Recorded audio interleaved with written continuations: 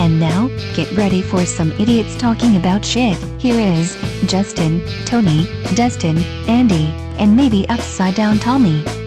It's BACC Talk. What's up, everybody? Welcome back to yet another show. We are recording this on Memorial Day, on the holiday. We weren't going to forget you guys. We were still going to bring you a show.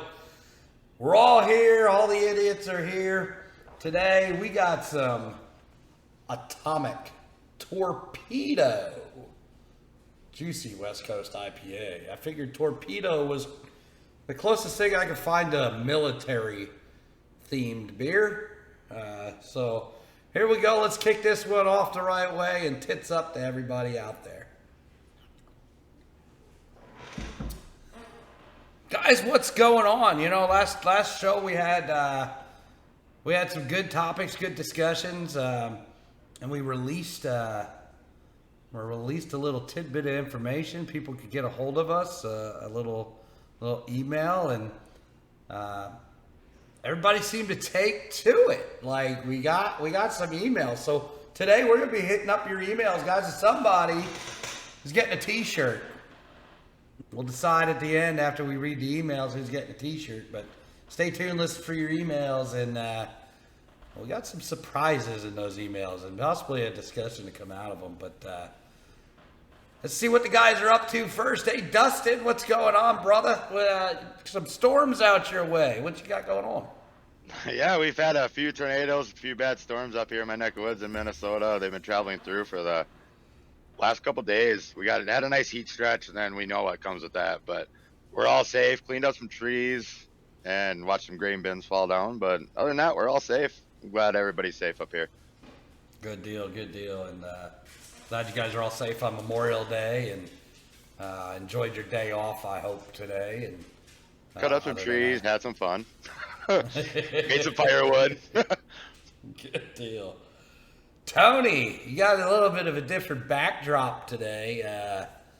What's going on with you, man? Nothing, but your day off, as you said, that I'm the one that works in retail and I had to work today, so thanks. But yeah, a little background, I am actually at my home today, so it is good to actually be here instead of out in your, garage, so it's okay. Yeah. Well, good. Yeah, that's the big thing, like retail, this is a holiday. You got all the big sales and stuff. I mean, like Memorial Day, a day of remembrance for fallen military, has turned into selling washers and dryers. Am I wrong? No, that is not wrong at all. Yeah, it is one of the biggest weekends for home improvement. So even bigger than most say Black Friday. So it's beginning of the sales season. Everybody's coming out to buy something. So yeah, it was a busy weekend. Any asshole customers? Anyone we want to talk about? No, not that I can think of right off the top of my head, so it's okay. You're going to have to bring those to us when they come across, like the asshole customers. We need to hear those stories. I love hearing those stories. Yeah. All the Karens out there, all the Karens. Yeah. That's right. Don't you deal with a lot of Karens in your position anyway? I do deal with a lot of customers that are somewhat angry in my position, but yeah, nothing too crazy yet. Well, that sounds like a ton of fun. Justin, what's up, buddy? We're gonna have to have a little discussion with you, and we might get some writer's cramp after we're done. But what's going on with you? Am I going to the principal's office? You're already there. Shit. I just I don't know, nothing much. Yesterday was a pretty big day. Family was over. You guys ever played? What is it? It's like horseshoes, but it's washers. You ever played washers? Washers. Oh, yeah. Washers are fun. Yeah, man. I'm a big fan of that. First time I pretty much played it yesterday. I got a hole in one, so I got a ringer, whatever you call it, inside the middle thing. I was the first person at the celebration to do that, so Washers that's about are fun. Washers, that's a fun little game. Did you get drunk too? Or? I got drunker than usual. I had about 3 cans of beer. Oh my goodness. Maybe 2. Because I tend to put them down and forget. So he was pretty drunk at that point. Yeah.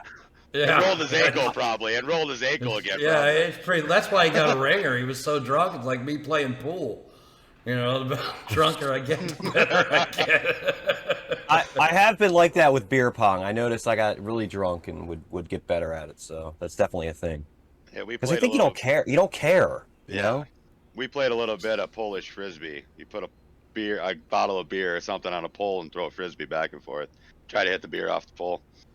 So that was a thing I was thinking that, you know, we reached out to the community and we had talked about if we get together, what should we do? And something I thought about is we ought to play some beer pong. Beer pong? And washers. With the losing team in the beer pong having to do like some sort of humiliation bet. You know, that's something, you know, like even if we don't get together at some point, like if we want to do it earlier, you can do that over what we're doing. We actually did that with my cousins down in Florida. We actually played beer pong over Zoom. So did we, you know, we did the same thing. I mean, we did the same thing. Hey, what are you doing? Nothing. Listen. You got Zoom? Yeah, let's play beer pong. I'm like, how the heck are we going to do this? Well, we had some during fun playing beer pong with people in Florida. During COVID, we did the same thing. You couldn't go out and hang out with nobody. So we played virtual beer pong on, I think, FaceTime or something. Like, yeah, it was fun. It was a good time. I mean, we all had a good time with it and got together with my second cousins at the time, or they still are. And it was 5 hours of laughter and just, you know, when we weren't playing, we were sitting there joking. It was a good time. I mean, we don't get to see them too much down in Florida, so that Zoom thing really helped. But I just have to interject here. I don't want a good idea to go to waste. I think we should definitely plan for a future show, like, where we just get, like, rip-roaring drunk on, like, 2 drinking games. Because I have a really good drinking game. All we would each need is a pair of dice. Perfect. And, like, and the honor system of, like, telling us what you threw. Or somehow have, like, a camera that shows both, you know? Well, we all got cameras. We can just point them to them. And... Yeah, I'm just trying to think. Can we all get a secondary view so you can, when it's your turn to roll the dice, can we see a shot of your roll? Or one person has the dice and has a dice cam. Probably Andy would have 2. You could get 2 cameras and do a dice cam, couldn't you? And you roll the dice for everybody. Yeah, maybe that'd be easier. But there's this game called 3-Man. I don't know if you guys ever heard of it, but I've heard of it. Fucking awesome. Never heard of this. You got to explain this one. Yeah, explain 3-Man to Andy, Justin. It is actually a pretty fun game. Okay, this is a future episode, and the episode is only playing this game while having a discussion about some shit that's like easy to talk about in case we get fucked up. Yep. So you have a dice. You have two face over there already. You will get fucked up. I'll be honest. You will. So it has to be a night where you guys don't have races after, like maybe an off night where it's like this is the night I could be drunk and fucking pass out. You know, you're not going to go and do anything after 3-Man. For a couple hours. We might have to do this a Saturday night recording. Or something, yeah. Don't plan to do anything else except whatever you do after you're drunk. You know. So before you explain this game, I have to ask Tony, will you be having your girl drink for you?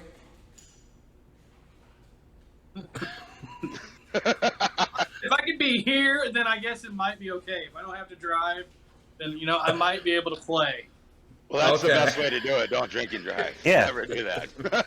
Yeah, don't plan on driving after this. Yeah. I'm probably fucked anyway, so it doesn't matter. So.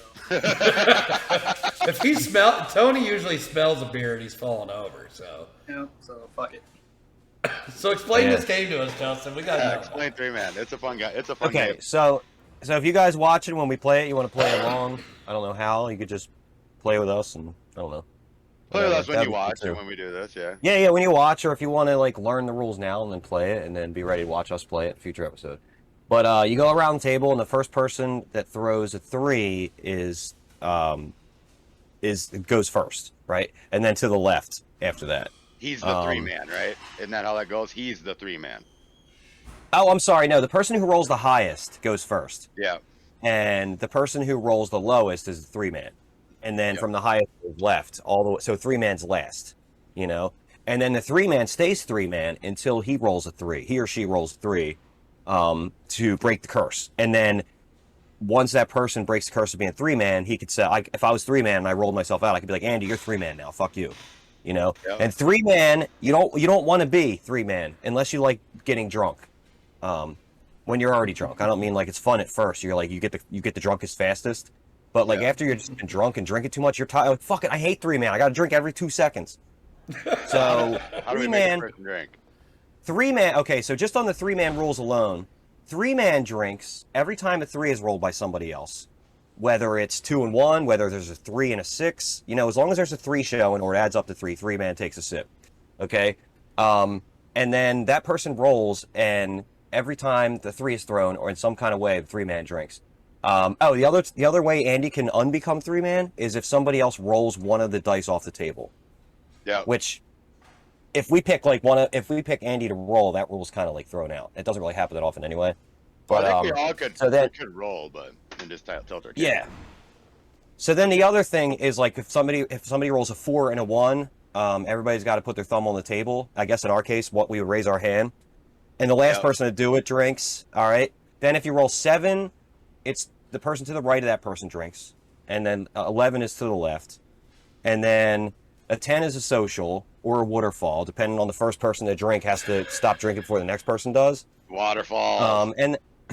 And then everything else is open. Like any other number or combination you could think of, you make rules as you go along. Because if you roll 7 in a row with making somebody drink, that 8th, you make a rule and you start over. So like a popular rule that somebody makes is like, when anybody rolls an 8, they have to take the invisible man off the bottle before they drink. Yeah. And you got to put them back on. Yeah. Yep. I saw Tony down here being like, he wanted to interject something here. What do you got there, Tony? I'm just sitting here thinking about the right and left thing because there's nobody here next to me.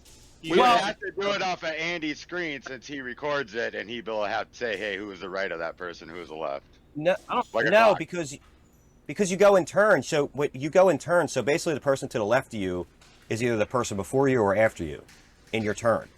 So that's how you would think of it. Like the person to the left would be Tony because he goes before you, or Andy because he goes after you. But it would have to be what's on Andy's screen. Andy would have to say who's drinking there. We'd have to be the honor system of Andy with that. Because we're not sitting around a table. It'd be hard to... I don't know if on all of our screens, we're in different spots. What's that, Tony? I don't believe in that honor system with Andy. Well, we might have to bring Christina in for the official ruler. Might have to on that. No, 3-man. I'll look up the rules. I'll look up the rules. There might be a couple other numbers I'm forgetting have like instructions to them, but I mean you could start out with none. You could just start out with 3-man and then add rules as you go along. I think every number has a set thing for stuff to happen. Like you say, making rules and all that. You don't remember what you're doing by the time this is over, but it's a good time. So we'll be playing for about 10 minutes, and Tony will be on the floor. Probably. And me. But he could actually get lucky and hardly ever take drinks. I mean, I've seen that. Yeah, you might get lucky after the game too. We have a card game. Dude, you'll get lucky with yourself after this game. We already talked about that last week. I don't know if we need to talk about that again. Tony's good at that, I thought. We're not looking at your spank room, are we? No. Not it. The living room, sorry. That does look like somebody sexy is gonna come through that door with a bunch of smoke following her, Yeah. Tony. No door, just window. I've always wanted you. What? We could put a door in there, like you said, put up some smoke there. You got a nice little walkway for. You just need to add the pole right behind you. Yeah. But that's what we're gonna have to do. Looks really nice. So if you guys want to see that, you guys want to see us play 3-man or some other drinking games on one of these episodes. Yeah. Let us Give know. us some ideas too. Give us some ideas of drinking games we probably never heard of. Yeah, let's start here. So let's hear about all these drinking games, and how would they tell us that, Dustin? They can email us at backtalkus@gmail.com. That's right, backtalkus@gmail.com. Let us know what kind of drinking games you got. Right? I think when they do that, they should talk about what they like to play or like what their favorite game is. I guess. And teach us how to play. It'd be the same thing, right? Give us a Yeah. You gotta let us know how to play because we don't know how to play it. And tell us how to make random cookies. game. How to make cookies. Oh yeah. What version of cookies? Tell us how to make the cookies you love. Yeah. Because it's regional too, right? That's the fun thing. No, and games are regional. Like when you were explaining 3-man, I'm like, well, we play it a little different here, but that's you go anywhere, we might learn some drinking games out in the West Coast that none of us had never heard of. That's right. That's what we're looking for. That's right. Yeah, tell us some stuff we'd never seen, and we'll give a couple of these a shot, maybe, and have a good episode or two, or it may be the last episode for a while if we're still on the floor after a week, but you know. Who's gonna edit it though? Andy, you edit these, so it's like We can you got to be going through there like. Oh no! What did our drunk asses say with no fucking filter? Like I said, we might have to do this on a Saturday because I'm pretty sure most of us work the next day and we all have to go to work. I'm telling you, it's got to be one. It's got to be an off day because I know you guys go into races after this and you will not be fucking sound for that. Like that, you'll just be like, you know, you'll have to bill yourself as like the drunk announcer if that's the case. Honestly, if I did that, I'd be like, I'm muting tonight, guys. I'll just control cameras. Have fun. You know. Who knows what the cameras are doing? I don't know. I'm just gonna start hitting buttons over here. I don't know what the switchboard guy is doing, but speaking of cameras, we had our second weekly race this week at my local track. We actually had a car start on fire. It was pretty wicked to watch. We need to get a clip of that. Yeah, I'll have to get a clip of that. I haven't gotten my editing done for that yet. Been a busy weekend, but it's live on IMCA TV. If you want to see it, go rewatch the race on imca.tv. But it was a pretty good race. I'll have to get a clip of that. Maybe I can work one up here in a little bit. Yeah, but it was. I want to make those tornadoes to calm down for a minute. I want to make a clip and put the song "Fireball" over it because it looked like a fighter jet just flying by as he went by us. I mean, it was a fun time, but. The driver was safe. That's the high priority of that. But it was nuts. Our flag man actually said it was kind of a chilly night. It wasn't hot, it wasn't cold, but it was kind of a chilly night. He said after he went by, he actually got goosebumps because of all the heat that went by him, and then he broke out in goosebumps right after he went by because he got cold instant. But wow, that's crazy. Well, so we told them how they could email us their drinking games, and how can they do that, Tony? I think they can do that at backtalkus@gmail.com. Awesome. So should we get into it? Should we see what the Back Talk universe has to say? Yeah, I'm kind of pumped about this. See what kind of emails and stuff we can feed off of. I want to hear from the viewers and the fans out there that we have. I don't know. Justin really does. So first one, we got a couple short ones, and one that's gonna kind of spur a discussion, I think. And if you guys aren't watching on YouTube, you're just listening to this. Tony's on tour right now. Tour of the house. So he's taking. So you're along with us, or can be if you watch this, and not just listen. But we appreciate if you download the podcast where available because that helps out a lot. So. Yeah, the downloads of the podcast, of course, are fantastic. But hit up the YouTube and watch it because you're gonna miss a lot if you don't watch it too. So let's get into it. We got Jason. Why don't you ever review the beer you drink? I like. Cool. Do that now. That is now. I'll review mine. Let's review the ones you had last. The one you had last week, Andy. Wasn't it Queefon? Yeah, Queefon. Yeah, didn't that beer queef on your face? Wasn't that your review? It tasted like a queef on the face. Quaff on, but yeah, I mean I love that idea. If we bring in some different beers we've never had and review them, that would be kind of cool. What a great idea! Do it. Yeah, because I'm always bringing a different beer to the show, and always kicking off the show with a new beer, and maybe we need to start doing some beer reviews on some of these.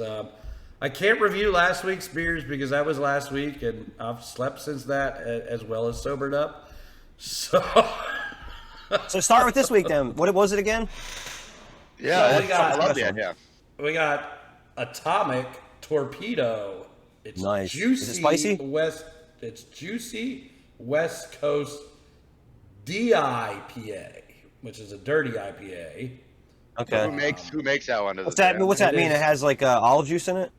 Sierra Nevada. I think it's hazy, so nice. it's not filtered, I guess. But Sierra Nevada Atomic Torpedo. I'm not a huge IPA guy. I had a bad night once. I had a different juicy that juicy one I had last week, juicy IPA from Quaffon, which was called, I forget what it was called, was better. Is it called Middle Finger? No, that was an American Pale Ale. Oh, okay. Now, is This Pale Ale one- different than IPA? Yeah. How much different? So a regular Pale Ale has a almost a banana-esque taste to it, whereas the regular IPAs, which is the India Pale Ales, they're very hoppy, so they're grassy. They're whatever. Which I'm not a fan of drinking grass. Oh, why not? Which this one kind of is. I thought with juicy. Smoke it. I thought with juicy, you get some fruit flavors. I really don't. It's just kind of like drinking grass. So it's all right. So So there's my review on the Sierra Nevada Atomic Torpedo. Okay. Juicy West Coast IPA. If you want to drink it and drink grass, be my guest. Wait, in terms of like sending it out to people that enjoy that type of beer, what would you rate it on a scale of 1 to 5? Well, if I don't enjoy that type of beer, I have to rate it on a 1. But imagine if you did, or you're telling people that do like that type of if you beer. like that type of beer, what would you rate it? Like give it. Is it a better version or a worse version of that? Like be like This a food one's- critic or a beer critic here. Like This hey, one's like pretty bitter too. Like it's very bitter, and you would think when you hear or see juicy on it, that you would think it would have a little bit more sweetness to it. It's very bitter. So honestly, I am giving this like a 2. You're like eager to go to the next beer, right? You have a different beer next. I'm eager to get this one over with so I can move on to something Right. different. What's your next one going to be? Give us a little preview. Probably a Miller Lite. All right, well, we need a full report on that one when you open it, because we're not sure about that. We also have, so that was Atomic Torpedo. We have also from Sierra Nevada, Just Torpedo, which is an I've had that. extra IPA. Okay, so we'll have to maybe compare the two a little bit. But yeah, thanks, Jason. Great email. We'll have to do a little bit better with reviewing some beers here. And if you guys get something different, I don't know what Dustin's drinking there in his Minnesota Viking Cup. I just got my quick thing. Morgan.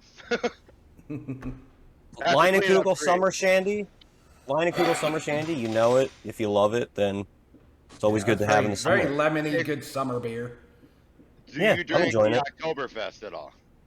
When Leinenkugels comes out with that in October, do you drink their Oktoberfest? I like, even if I don't like the style of beer that Leinenkugel does every time, I still like their version of the beer. So you like the like Summer the- Shandy, or do you like the Oktoberfest better? All of them, yeah. Leinenkugel's line of whatever beer they do, I would prefer their version, even though I don't like all types of beer. But yeah, I'll try a Leinenkugel, even if it says, like, Justin's least favorite type of beer underneath it. I'll be like, well, let's see what Leinenkugel has to offer in this. You know? I'm always willing to try a Leinenkugel, even if it says something I know I don't like a double IPA or something. Like, well, let's see what they're doing with that. Because it's Leinenkugel. Let's give them a chance. Right. Excuse me. Where are they from, anyway? Anybody want to take a guess? Is this like a made-up, like, Nordic name, and it's really from, like, San Francisco? No, well, Leinenkugel originally, I believe, was German.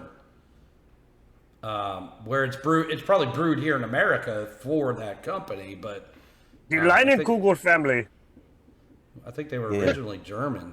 if I'm Yeah, not I mistaken. think you're right. It says Chippewa Falls, Milwaukee, Wisconsin. Yeah, Made in Milwaukee. that's where Oh, they're don't you brewing know? it now, but No, that's not even an accent. I'm sorry. What's a Milwaukee accent? I just did like a kind of Dustin close to Dustin. Yeah, it's not far from me. They're like that. Is it really? It's not. They Okay. actually say Milwaukee, Milwaukee.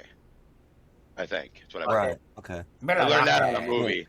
I learned that on I a think you movie. saw that on Wayne's World. I think that was in Wayne's World. That was like an Alice Cooper part. So that's a whole nother conversation of how you say different places, because Right. like how do you say that famous race in Kentucky where that's from.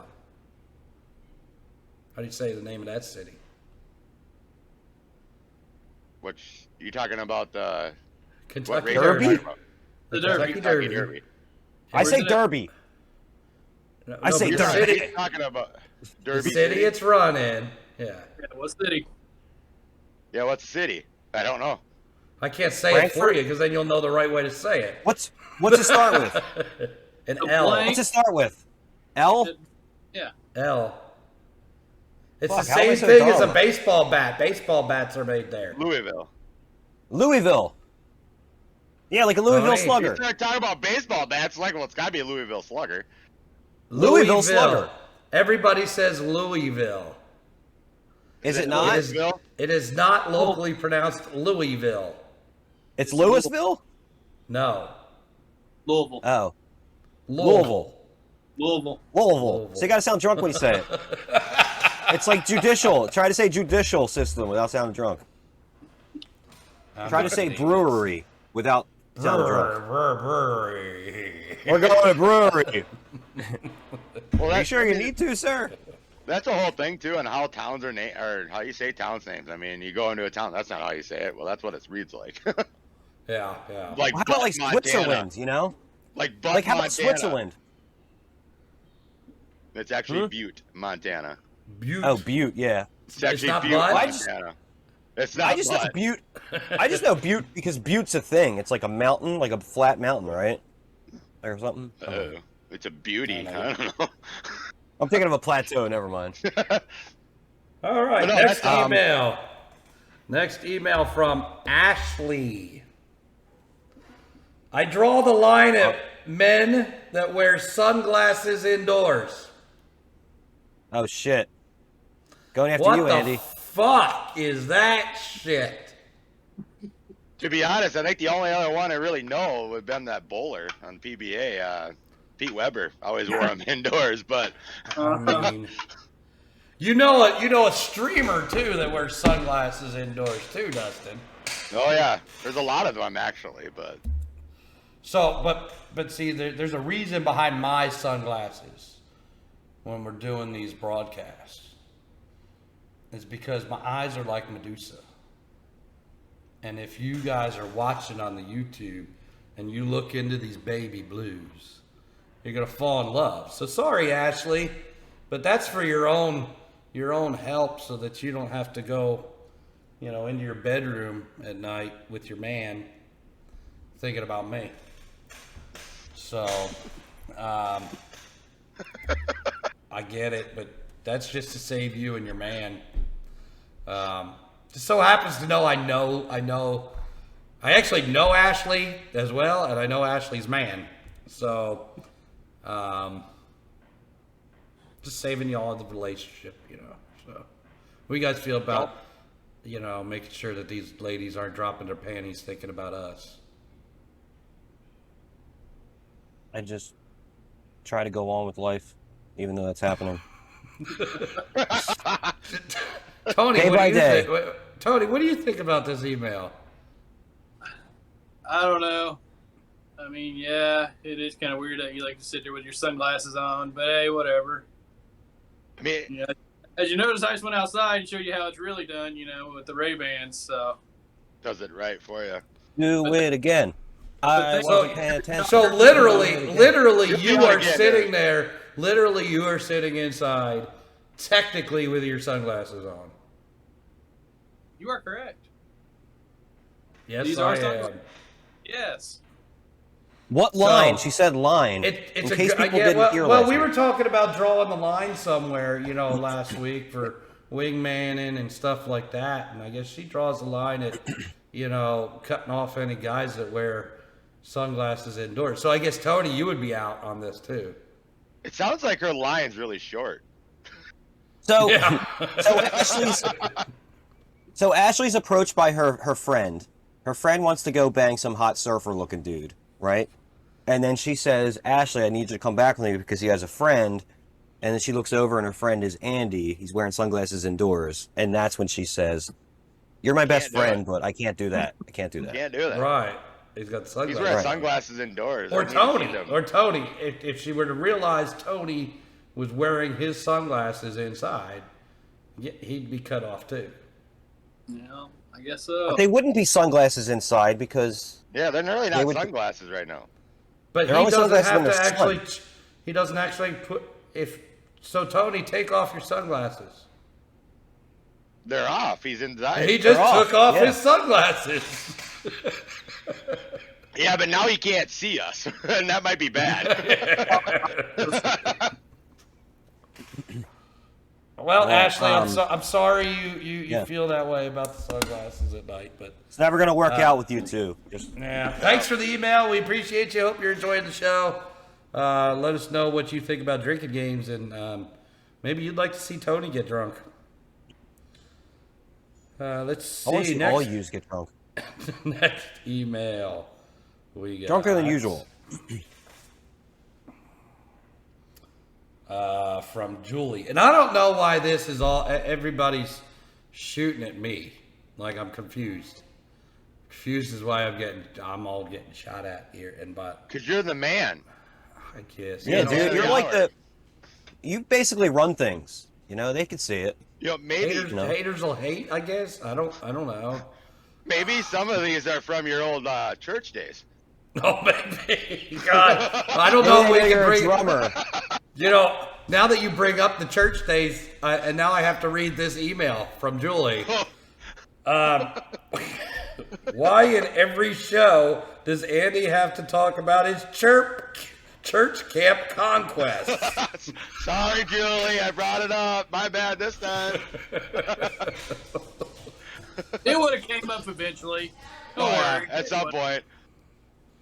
I mean, well, at least since you preempted it, Dustin, she's aware that we're aware. So that's the thing. So Julie, now you got to let us know if it's okay to talk about it since I didn't bring it up and Dustin did. Yeah, we're okay with him talking about it, but if you're not okay with it, that's really the more constructive comment. That's where we draw the line. Yeah. I don't know why. I think they're fun stories for one. I think personally, they're fun stories. Something me and Justin have in common. For a lot of you guys don't know. I mean, Justin and I were out of touch for years. Probably close to COVID.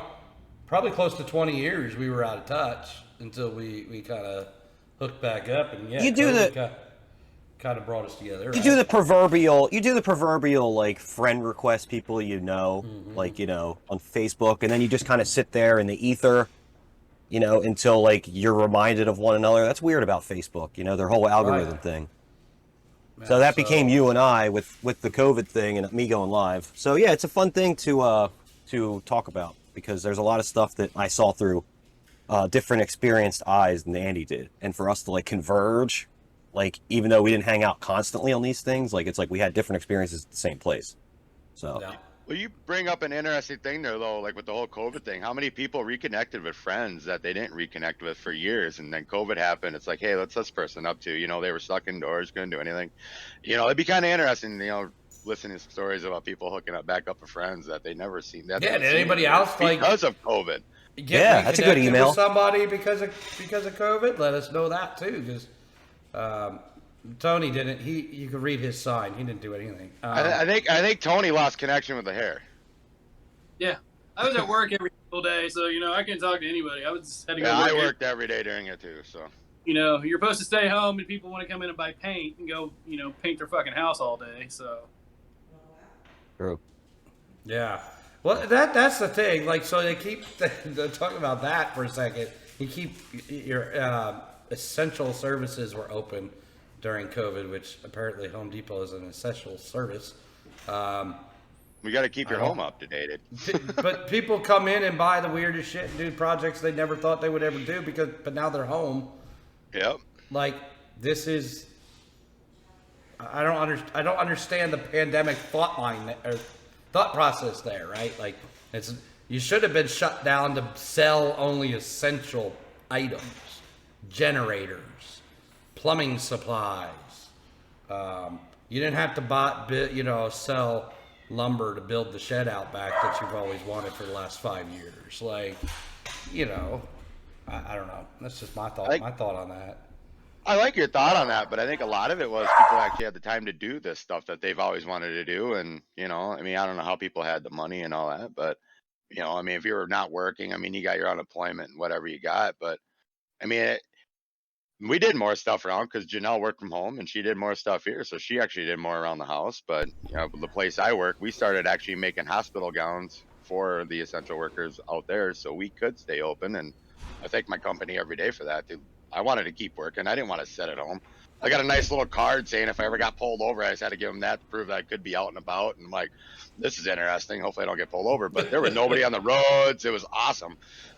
Now you meet cars every day. But I mean, no, I mean, it was a whole different world back when COVID hit and all that. And everybody's slowly getting back into normal, I think. Well, yeah. So yeah, let us know. Did you reconnect with somebody during COVID? Let us know that. Justin, how they do that?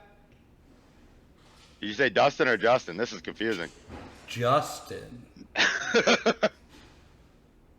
Yeah. BACCTalkus@gmail. BACC. There we go. BACCTalkus@gmail.com. Tell me about Drink a Game too, because I want to hear some new ones. Me too. I need to learn some of these for the summer. We got one more short email, and then we got the big one. This is from our number one fan, Brad Hunt. What's up, fellas? Always love the podcast. Keep up the great work. Hopefully one of these times, maybe I can get on an episode. Does he have a drinking game? Yeah, maybe. Does he have a drinking game? Brad, if you have a drinking game, let us know, because maybe that's your key to. That's your golden ticket.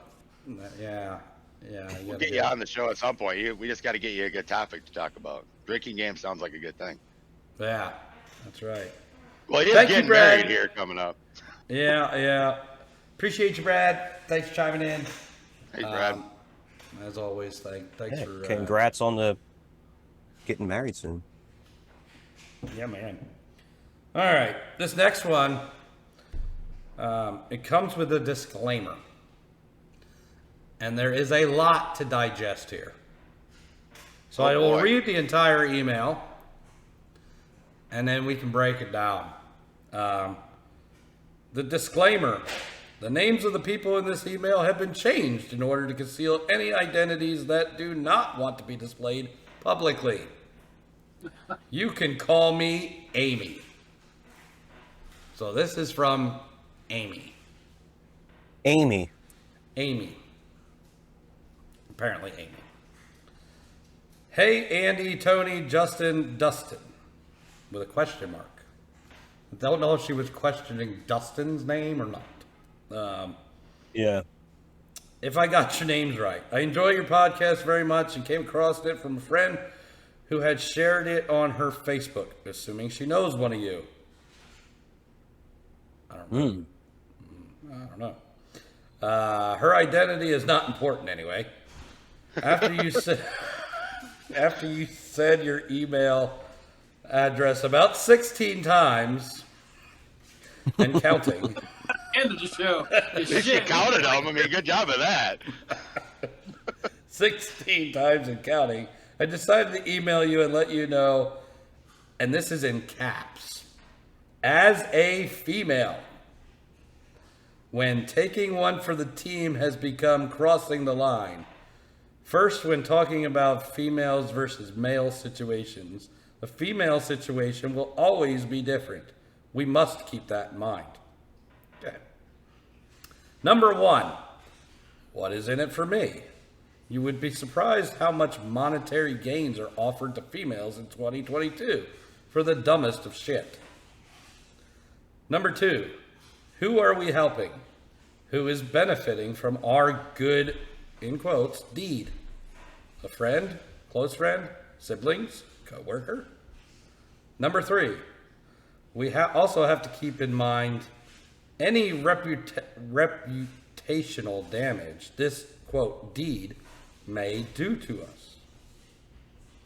For example, I have a friend. Let's call him Bill. personally asked me to be the dancer for a bachelor party. His best friend from high school was getting married. I was about 28 years old. 5 girls were going to do it, but to save Bill hosting the bachelor party money, he narrowed it down to only one of us. Yes, I took one for the team and said I would do it. Given the pay was $300, a close friend asked me to do it, meaning I could trust the situation, and it was in a public bar. Bury the hatchet, where I learned that axe throwing is a sport and a real thing. Keeping all of these in mind, I figured how bad could it be? Plus, I trusted Bill and knew he wouldn't put me in any situations that would make me cringe. Though I had no experience whatsoever as a stripper, dancer, etc., at least the groom was a good-looking dude. As soon as Bill and his mates began their role playing or whatever it was, they were going to introduce me, the quote stripper, to everyone in the bar. Everyone in the bar immediately looked over, and obviously the attention was on me. In front of, about 50 or 60 strangers. Most of them not even at the bachelor party. And to think he was expecting me to strip down to a G-string. There was no private room. My boss could have been in that bar. My mom could have been in that bar, though she doesn't go out. Sounds like Tony. It was a show for the entire city. It was in a place so public that people were taking out their phones and probably going live on Facebook. I actually couldn't force myself to remove any items of clothing and left. I legit flew out the back door of the building, not caring that I was dressed like a hooker. I felt bad for Bill, who counted on me to do it, but at the same time he understood. We are still just as good friends to this day. In that example, taking one for the team had nothing to do with an individual or personal taste in a man, but it had to do with self-esteem and the damage and humiliation of someone's reputation. For me, that was crossing the line. Also, I am an identical twin. We get asked a lot of dumb identical twin questions. Do you guys ever switch classes? Do you guys ever trick boyfriends? No, we save our identical faces for more important stuff like drug tests and suspended licenses, if you must know. Anyway, I'll never forget being 19 years old and partying down the shore with my boyfriend at the time, and my twin sister and her boyfriend at the time. No one else. Just the 4 of us. Being 100% not sober was also fun at the point in the night. And at the point in the night, my sister grabs me and says, "Sis, I can't give Steve," her boyfriend at the time, "a blowjob right now. Please, can you please do it? He is so drunk, he won't even know that it's you." Keep in mind that just because we look alike, Steve could tell us apart. Given his level of intoxication, he definitely would have just accepted the blowjob from me, or he would have thought it was my sister. Either way, that was crossing the line due to so many factors that don't even need mentioning. My boyfriend would get mad if he found out. Steve would probably have gotten mad. My sister, when sober, would have never let me hear the end of it, etc. I literally never, and she never asked again. Those are 2 examples of when taking one for the team needs to be thought out before acted on. P.S. This is a big P.S. P.S. If Justin Taylor is going on a tit signing spree, I have a nice rack with his name on it. No pun intended. Yeah. A lot. Oh, that's a pretty good pun. There is a lot. You're lying. It's a lot to digest. There's a lot to digest there. Thank you, Amy, for the email.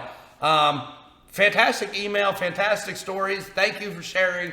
And this is really going to spur on a conversation because my initial thought when reading this email, and I had not shared this email with you guys at all.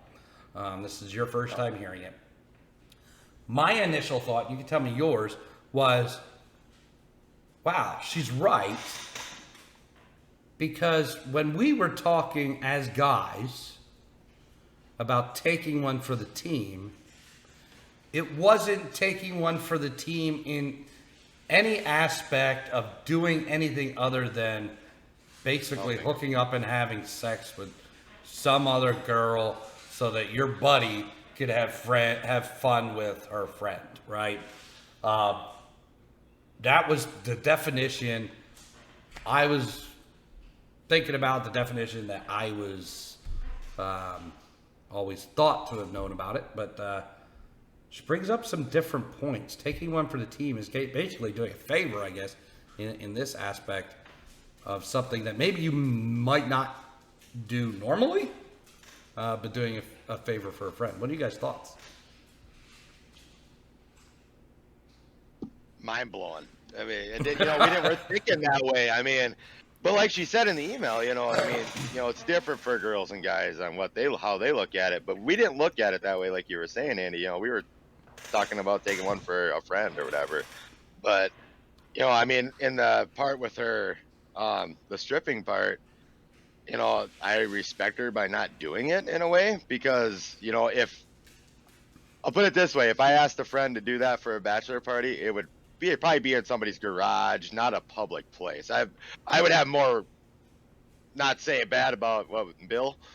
Not a bad about Bill here, but I think I would have more respect for my friend that's willing to do this, to do it more in a private place and to let those friends enjoy it and all that. I don't know. I didn't think about it that way, and us guys we don't, but girls think about it that way. I mean, girls they're wired different up here, and yeah, we just we don't always think with the head with the brain in it, right? No, sometimes the third wheel just takes over.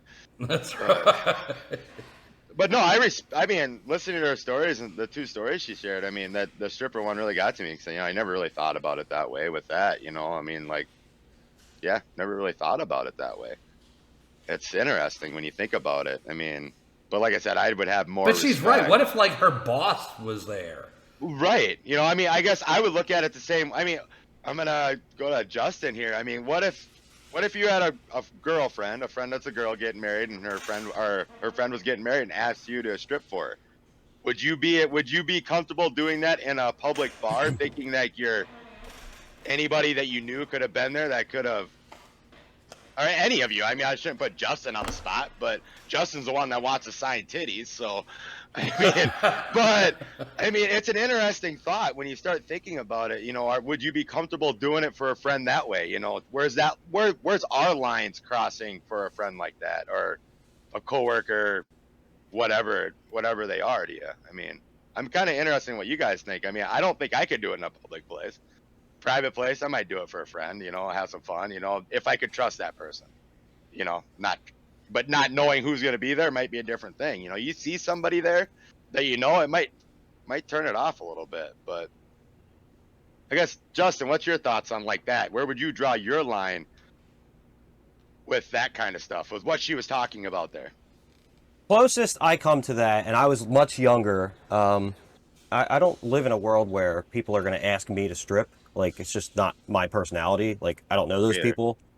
I'm also a guy, so I don't know if, like you said, like, the other walk of life is, like, girls that happen to be, like, hot or somewhat hot, or, like, hey, will you strip for us? And, like, they'll consider it. But, like, me, closest I come to that is I was at a party one time, and somebody was like, so one of us has to take our clothes off and walk into the kitchen and get a beer out of the fridge. And, because, like, there was this loud-ass conversation, and it's mostly political or something. It was just annoying everybody. Somebody's like, go make that situation offbeat, And so I ended up doing it. I took everything off except the sock, and I wasn't wearing the sock on my foot. And I went in, and the girl who was the most annoying, I just remember like slapping my ass when I kind of went past her to the fridge. But after I left the room, like everybody was laughing and they didn't go back to the conversation. It's not a taking one for the team story, but I mean, that's the closest I've come to like being like naked around anybody but like, behind closed doors. But you also did that as a surprise, right? You did that as a surprise. Here at this bar, they're announcing a stripper. Well, they're announcing it. And she's right, saying, hey, people are pulling out their phones. Facebook Live, here we come. You know what I mean? Yeah, right. Well, men being naked is different than women being naked. There's less objectification with a man being naked, especially in my situation. I wasn't going in there like I was Adonis. I was going in there like I'm like a goofy naked dude, and that's usually what it is. We just end up being goofy naked dudes, unless we look like unless we're at Channing Tatum movies. So like I think like women like. No, like she's not stripping because it's like, hey, look, it's funny that she's naked. It's like never going to be that way for women. It's just going to be like, oh, sexified and all that stuff, Like guys, like it was better. Like nobody's going to be like looking at my dick or anything or trying to see my ass or like giving me like, yeah, I'm turned on. Like it's just like fucking silly naked dude.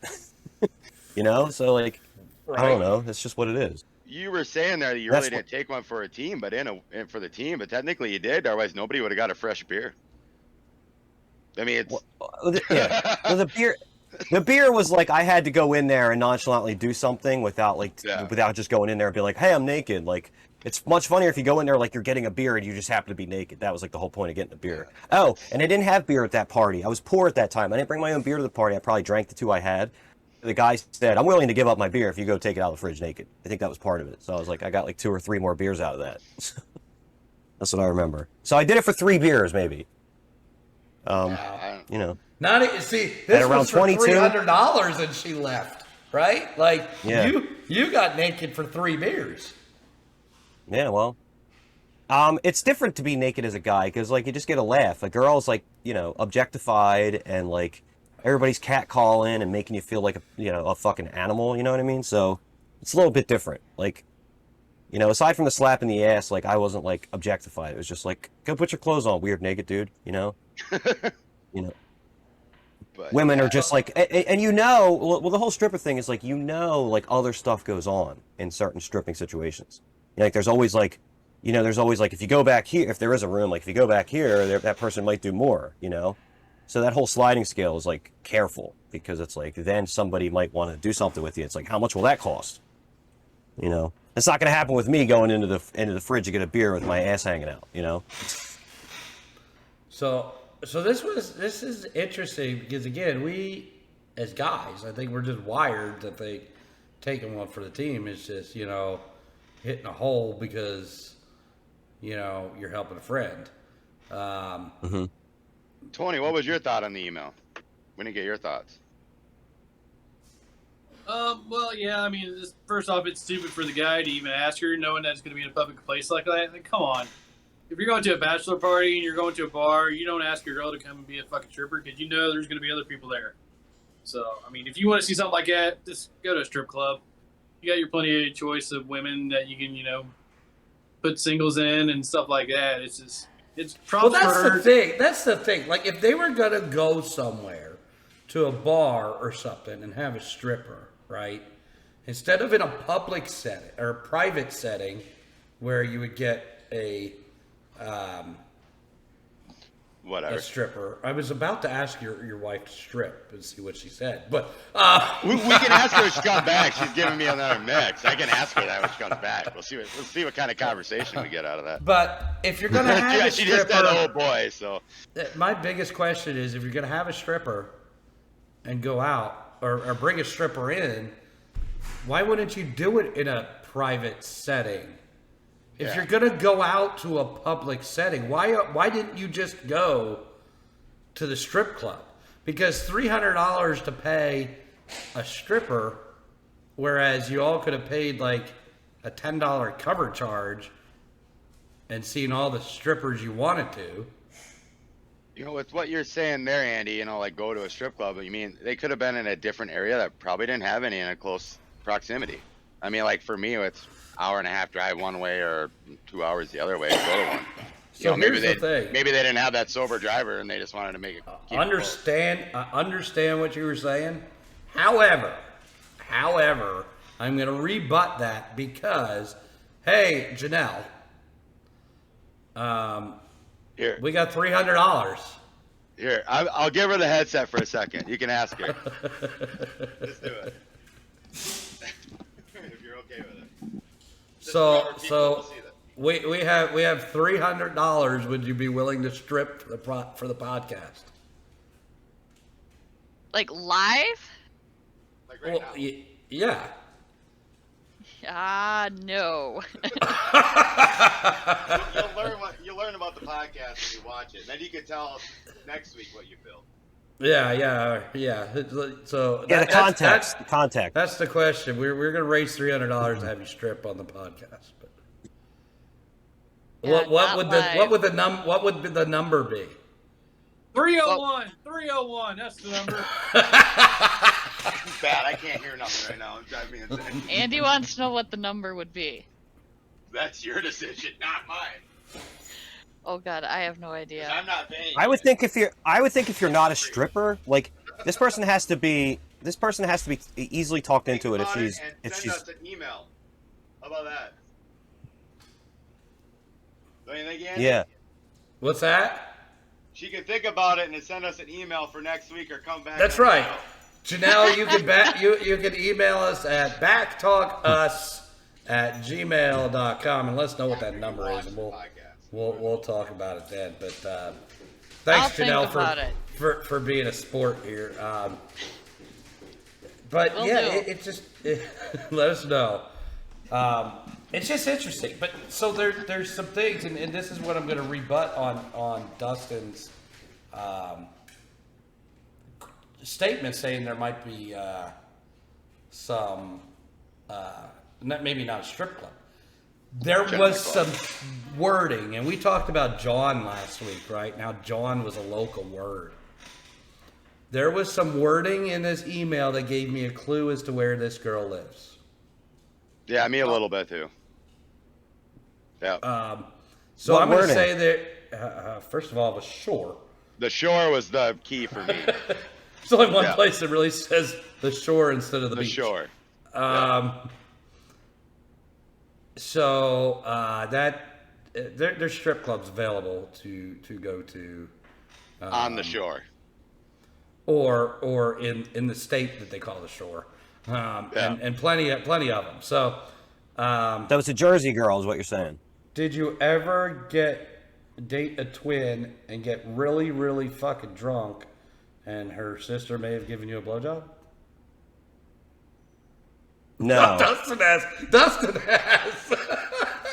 Can this be your official first tit signing?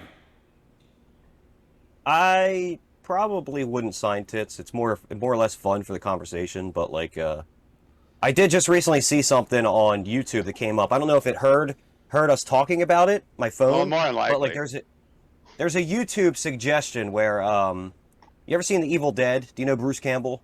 Yeah. Probably not.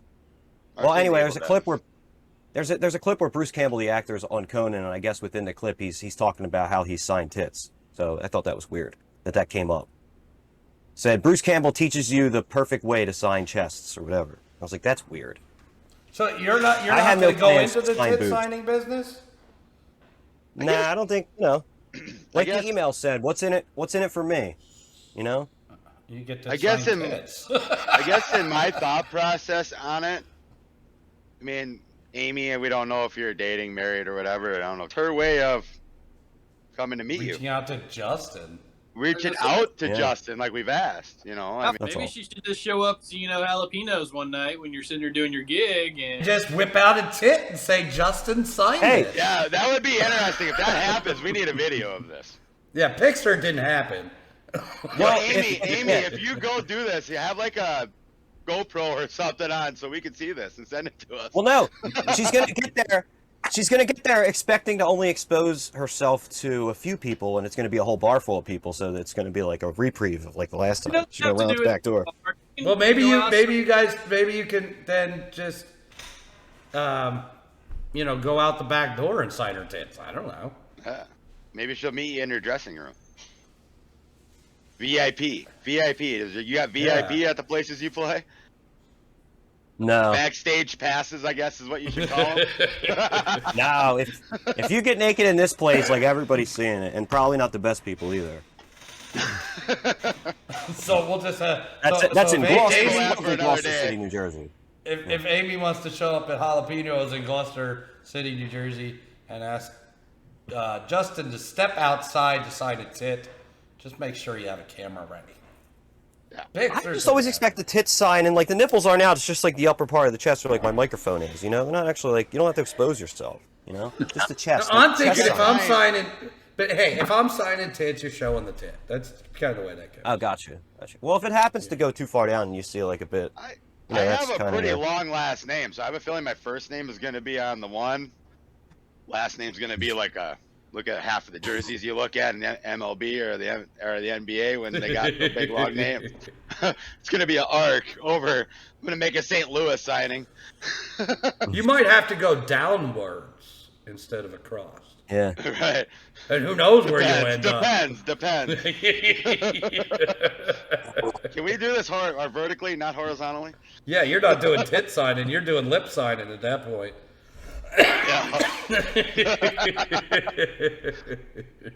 Now, hey, Tony's got his sunglasses on now. Yeah, kind of. Ish. Yeah. Actually, they're not on. Oh, they are on, but they don't They look went like that tinted. yet. They went tinted a little bit. There it is. See, he's got his sunglasses on, and if he walks inside, he will have Aren't they his supposed to be sunglasses tinted more on with more inside. sun? But they could still see his eyes. You know, they're not like Medusa like you, and every girl falls in love with you when you take your shades off. Can't see the baby blues. Amy, that's an awesome email. You're giving us a lot to think about, and we thank you for it for sure. Yeah, I'll be it's spurred thinking on a about it, I know. conversation, so thank you, Amy. I don't know Amy, but We might get some rebuttals out of her emails. Maybe we'll hear some other stories of something. You know, we want to hear more stories of the female side of this spectrum. or maybe Amy wants to come on the podcast and tell us some stories. How about that? Yeah, if she's more than welcome, she's more than welcome to. We do love emails. Or a video email, maybe a video email. Video email or it didn't happen. So there we go, guys. Those are the emails for the week. Who's getting a T-shirt?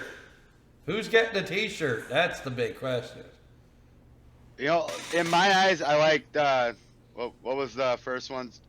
Jordan? No, what was his name? Jason, right? Yeah. I like his email with analyzing the beer we drank. I like that. You know, Brad, you're Brad. We love you. You already got a free T-shirt. I don't think you deserve one. What was the second email? Who was that from? What was that about? Ashley, yep. Sunglasses. Yeah, The sunglasses. You know, I mean, that one got to me because I kind of wear my sunglasses inside every now and then. But I got to go with Amy here. I mean, she brought up a lot of interesting conversations for us to talk about just because, you know, she gave us the female side of, you know, taking one for the team or crossing the line. And I mean, I think I'm speaking for everybody else here, but I want to hear from everybody else. But, you know, she gave us something to talk about or think about, like, you know, what was it like back in the day when we thought we were taking a team, or what was going on the other side of the spectrum with the females? Like, hey, I need you to take one for the team for this, but you know, they were thinking different here. You know, I kind of like that. I want to hear more from females on this. I do. Yep, yeah. And it's amazing. The majority of our emails actually came from females. Wasn't expecting that. So thank you, ladies, for chiming in. You men are sitting at home playing Spank Bank. Maybe it's the tits up. Maybe it's tits up. Maybe it's tits up. And that's the other thing I want to tell everybody. Get that thing spread around every time you're out somewhere and you're cheersing somebody. Tits up. No cheers. Tits up. Let's get the tits up spread around. Justin, what do you think on T-shirt for the email? Obviously, just for the sake of how long it took to make the email, Amy should win the T-shirt. Yeah. Be a good thing to strip out of. You know, a good shirt to strip out Right, of. there you go. You got your T-shirt to strip out of. Tony. I'm gonna have to agree with everybody else. She did put a lot of thought into it, and she did hit us up, and you know, I would have to agree. It's going to have to be her. Amy, I really know who she is. She is Batman. Batman. Oh, fuck that shit. Batwoman. The Batman? Catwoman. Catwoman. Oh my god. So anyway, my vote doesn't matter. We got 3 on Amy. I would have gone with Amy E as well. Amy will be reaching out to you. Thank you for your email. Thank you for supporting us. Make sure you're out there sharing this to everybody else. Amy found this from share from another friend. So make sure you guys are out there sharing the podcast. Get your friends involved so you guys got something to talk about at the water cooler or at the bar or maybe at the strip club. I don't know. We don't know where you're going. So anyway, Dustin, what else you got going on this week? I know you had some thoughts up in that head this week. What's going on? You know, I think the first thing I got to bring up with me personally would be Memorial Day and what it all means to us. And I mean, I want to learn, this is for the fallen soldiers that have protected us over the years and the centuries and, the lifetime of everybody. What does Memorial Day mean to you guys? I mean, to me personally, it's the veterans and everybody that have served us. I got a lot of friends, family. I got a friend that's over in Japan right now serving in the Navy. My cousin served in Iraq. We got so many family members and friends that it's hard to name them all. But my wife's grandpa actually served in World War II, and her Uncle Jack served in the military as well. And we thank them every day for their service. So I guess that's what I want to talk about first is, what does Memorial Day mean to you guys? Besides the kickoff to summer. Justin, what do you think?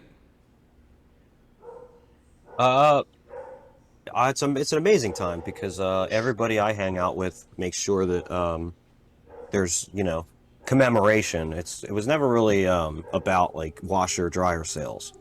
It was always my grandfather when he was alive, constantly telling stories about being on a warship, and my uncle went to Vietnam. My other grandfather was almost like MASH, like he had that job. If you watch that show, like the people in the tents that are like medics and stuff, I'm pretty sure. I wish I knew more. Every year I just think like it's just important to remember and to educate yourself, because I know it's not something you want to get into when you're younger, but as I become older, it's just, I don't know, I really get into war stuff around this time, so that's my lot in it, and I thank everybody for their service. Did you have anybody that served? I have friends. My friend Mark, my friend Chris, and my friend Josh, Navy, Air Force, and Marines. I'm pretty sure they're all still in. I know Chris is. Chris, we went to church with Andy. Yep. So he's like a lifer. So, just thanks to them for their sacrifice and how they, have to have a life around that while we all get to, bask in the glory of what they helped us enjoy. So thank you. Big day. How about you, Tony? Well, I don't have any family that ever served, but I do work with a lot of people that have served, men and women at, where I work at. So yeah, just thank you to all of them for doing what they do every day and what they have done in the past. So, and everybody out there now that's still out there serving. So yeah, it's just, a lot of people, it seems like they're trying to forget about what this weekend really meant. Just like where I'm working, everybody's coming in to buy sales and, get good deals. But it's more of just, make sure you thank somebody that's actually served our country. So if you haven't served, make sure you thank somebody that has.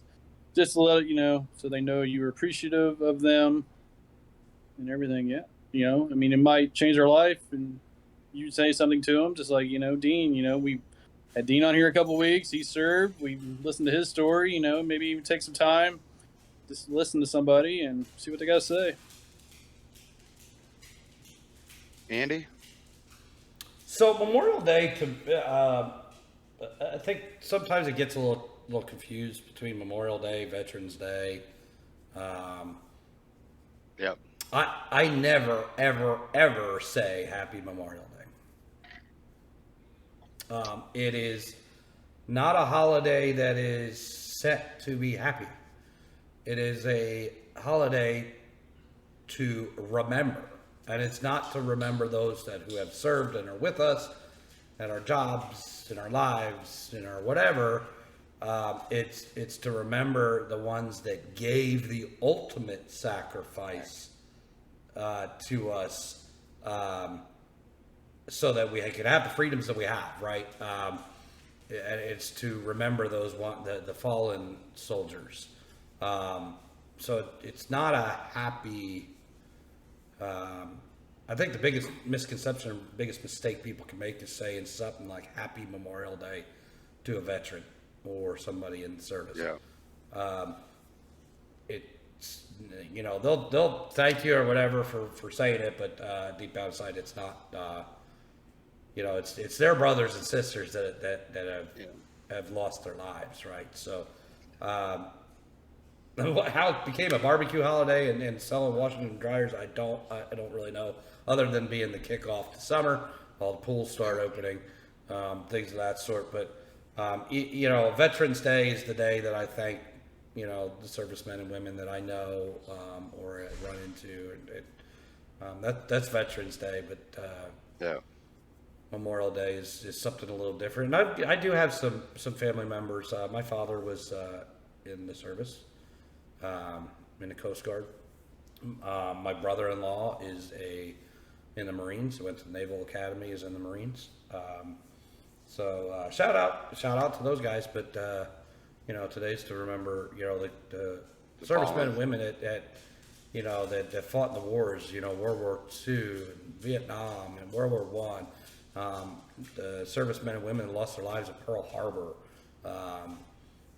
You know, things of that sort. I know it is a military holiday, and remember the fallen and the, but you know, also the first responders and stuff that like lost their lives on 9/11.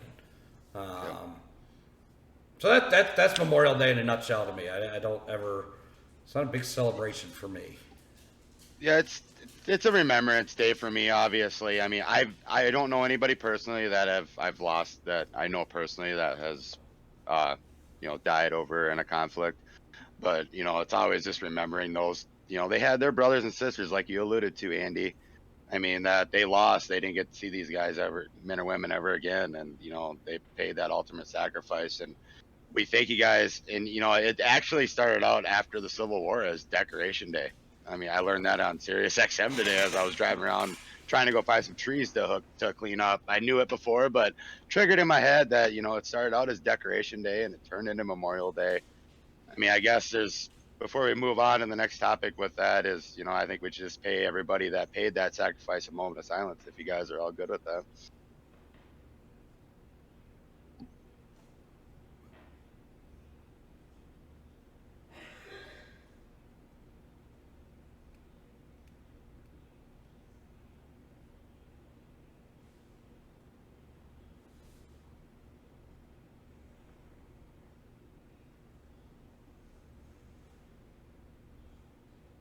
Thanks everyone for the service. We greatly appreciate you, everybody that had the sacrifice, anybody that has any family members. We're thinking about you on this day. We always will here at BACC Talk, and thanks everybody for their service. Yeah, we'll always support the military here at BACC Talk. Yes.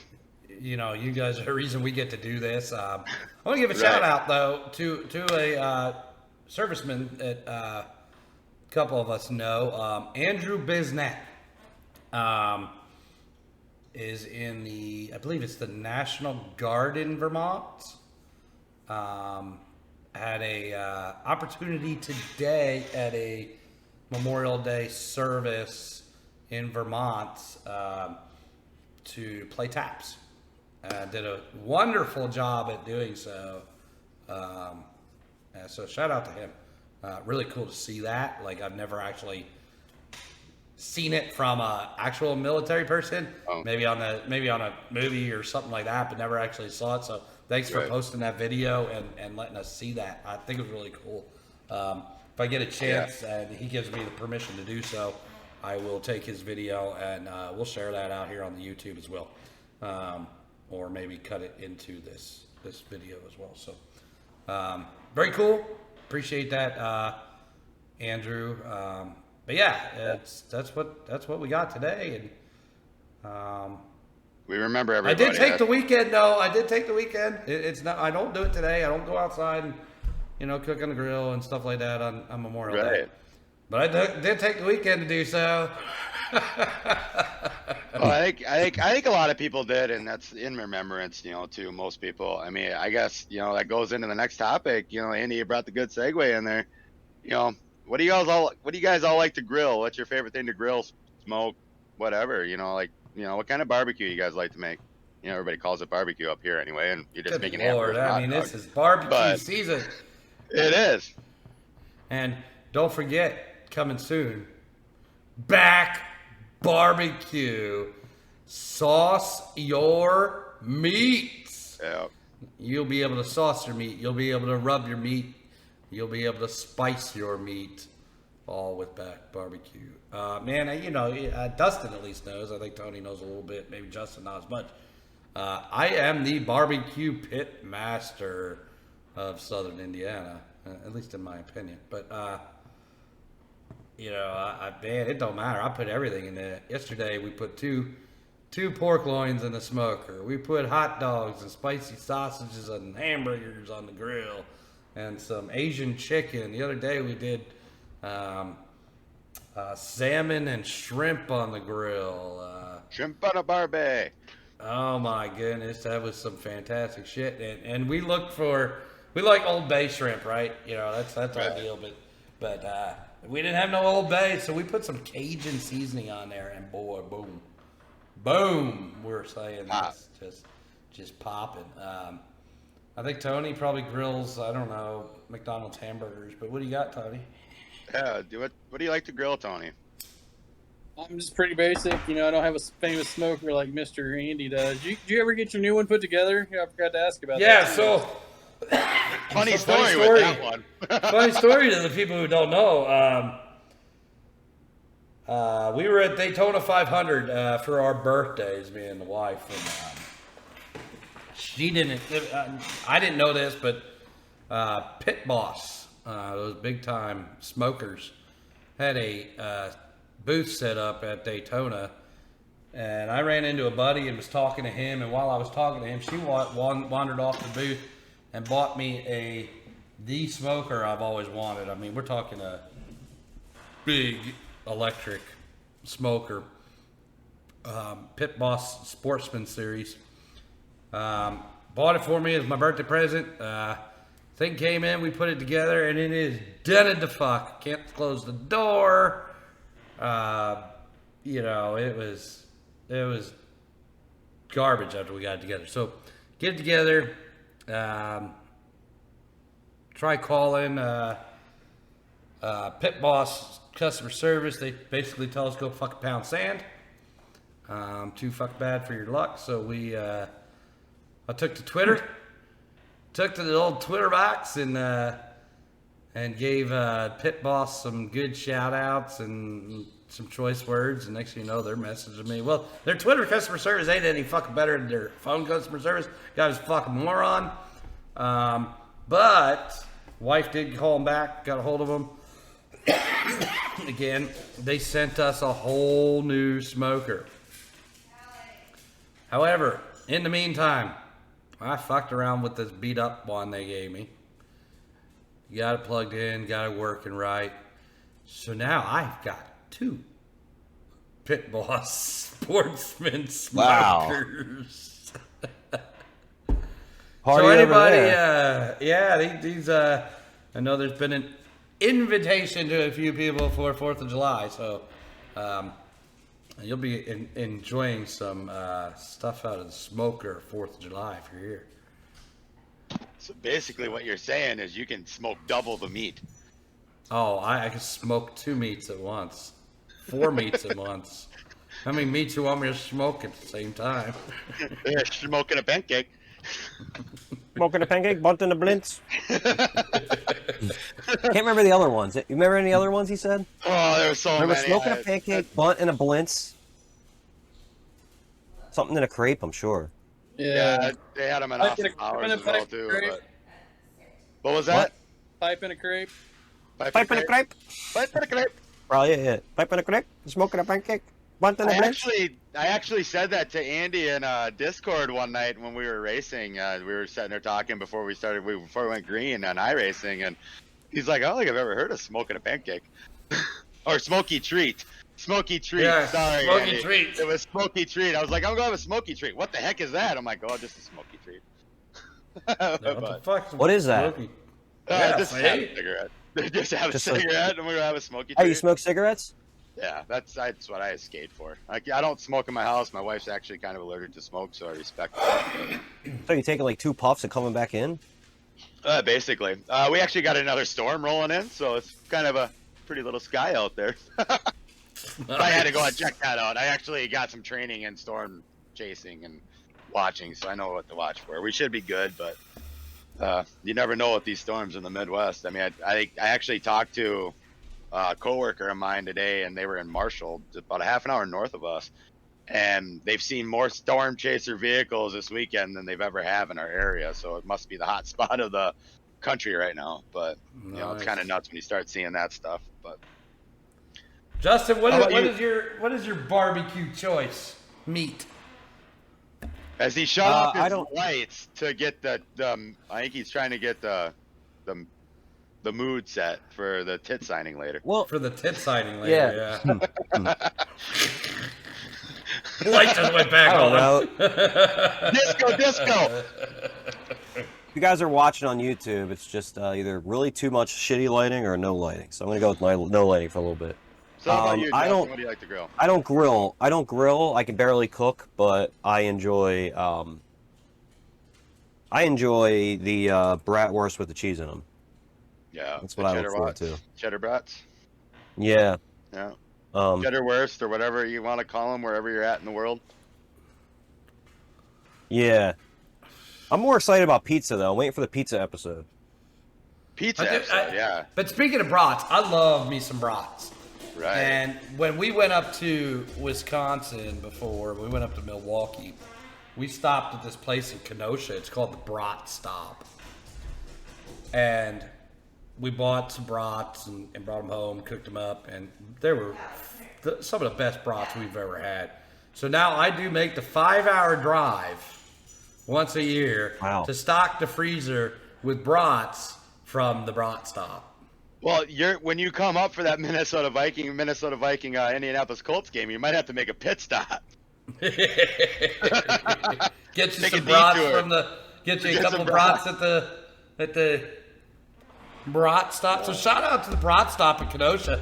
You know, last year I was getting ready to go up to the Brat Stop, and then that shit went down in Kenosha, and I'm like, well, I don't think I want to fucking go to the Brat Stop right now. Like, it might not be still there. They might burn it down. I'm not quite sure, but yeah. So definitely check out the Brat Stop. That is a free plug to the Brat Stop up there in Kenosha. So. You know, speaking of brats, do you guys like sauerkraut on your brats? Are you guys sauerkraut guys on your brats? I hate sauerkraut. Ugh. I hate when they used to cook hot Is dogs that a in Minnesota sauerkraut. thing? Like everybody up here is like, oh, I gotta put the kraut on. Terrible. I think it's Sauerkraut's an really everywhere good thing, for you, but, though. like, oh, I hate it. How is it good for you? Sauerkraut's All it is supposed to be really good for you. Cabbage and like stale vinegar or some shit. Yeah, it's So supposed to why be is that- really good for your insides. Oh, well, You mostly know? cabbage. Yeah, I hear Cabbage, like you're don't- supposed to eat sauerkraut every day. You know, Really? Don't make it Yeah. sour. Just eat the cabbage. cabbage is probably good enough by itself. Yeah, so it's terrible. It's the worst shit ever. My wife likes it. I hate it. I'm not sure what Tony's doing. Tony is currently petting his pussy. Nice. How's that pussy feel, Tony? Feels nice right now. She's being nice, so Your- I figured I better pet her. Your pussy isn't always nice. Well, fuck no. This one's not. She's a brat. Yeah, that sounds like ours. Same way. Got yourself a cat rat. Yeah, she likes to bite. So a pussy Anyway. with teeth, that's never good. Got one of those snapping pussies. Yeah, I don't like them them biting pussies. I mean, I would cut the line off there. Did you guys see Dusk Till Dawn? Yes. You guys see Dusk Till Dawn? Yes, that is a great movie. The Cheech part where he's naming all the pussies, like pussy, pussy, come on in, pussy lovers. Going into movies there, we're thanking the military and the fallen soldiers we've had. What kind of Top Gun Maverick just came out this last weekend. I mean, anybody see it? I haven't seen it yet. We were going to Saturday. We can't. We're actually going to make a double feature out of it. We're going to go watch Jurassic Park when it comes out, and then hit Top Gun in one day. But nice. Everybody's thoughts on the reboot, or should I call it reboot? It's actually a true sequel. Am I correct on that, Justin? I don't know if you've read much on it or not, but it's a true sequel. It is, yeah. It's not a sequel. reboot. Yeah. It's not True like what sequel, Jurassic World was. It's been a reboot. But I mean, Top Gun's a good Air Force movie and all that. I'm excited to see the new one. I've read reviews. Andy touched on Andrew a little bit ago that got to play Taps. I know he went and watched it this weekend. He said it was a great movie. Everybody should see it. Everybody else thoughts on Top Gun? I know none of us seen it. Maybe we can dabble in on Top Gun later. But how about other military movies? Like would be your top list of military movies that have been out over the years? Justin, how about you? Do you have any, you're the movie guy of our group. I mean, what's your... I've seen them all. I've seen them all, yeah. Say, what's your, your top few military movies, or what people should see if they've never seen it? If you've seen any ones that weren't big blockbusters, that they were good watches. Well, right off the bat, and this has to be said just in case nobody else says it, but I'm going to steal everybody's answer, I'm sure. Saving Private Ryan. Phenomenal film. Saw that in the theater for about 10 minutes before we got thrown out because we brought cans of beer. And at least two of us were already drunk by the time we got there, so we were being disorderly, so we obviously got told to leave. But eventually I watched it on video because back then you had to wait. When I saw it on video, I was remiss for kind of treating going to see that like another night going out to the movies and being fucked up. So it ended up resonating with me when I watched it. And it continues to be more meaningful as you watch it as the years pass, as you're a more serious person. So that one, and Men of Honor, the Cuba Gooding Jr. diving movie, I like a lot. That moved me pretty good. Yeah. Robert De Niro, I mean, it's so good in that movie. Cuba's pretty good in it as well. I mean, he plays that role of course, well. Yeah. And that accident that happens to him, on the ship deck, when the chain breaks his leg in half or whatever. I mean, that's just that always gets me. It's just yeah, that's a hard thing to watch, and knowing that it more than likely happened. It happened, and accidents like that can happen when they're serving and all that. But, and he just got too squeamish thinking about it. He had to go away. Yeah, and he had to think about it for a second with his camera. I'm good. I'm just fixing the camera real fast. What about you, Tony? What movies stick out for you? Like military movies, war movies. Pearl Harbor is a good one. Yeah, nobody really talked about that one anymore.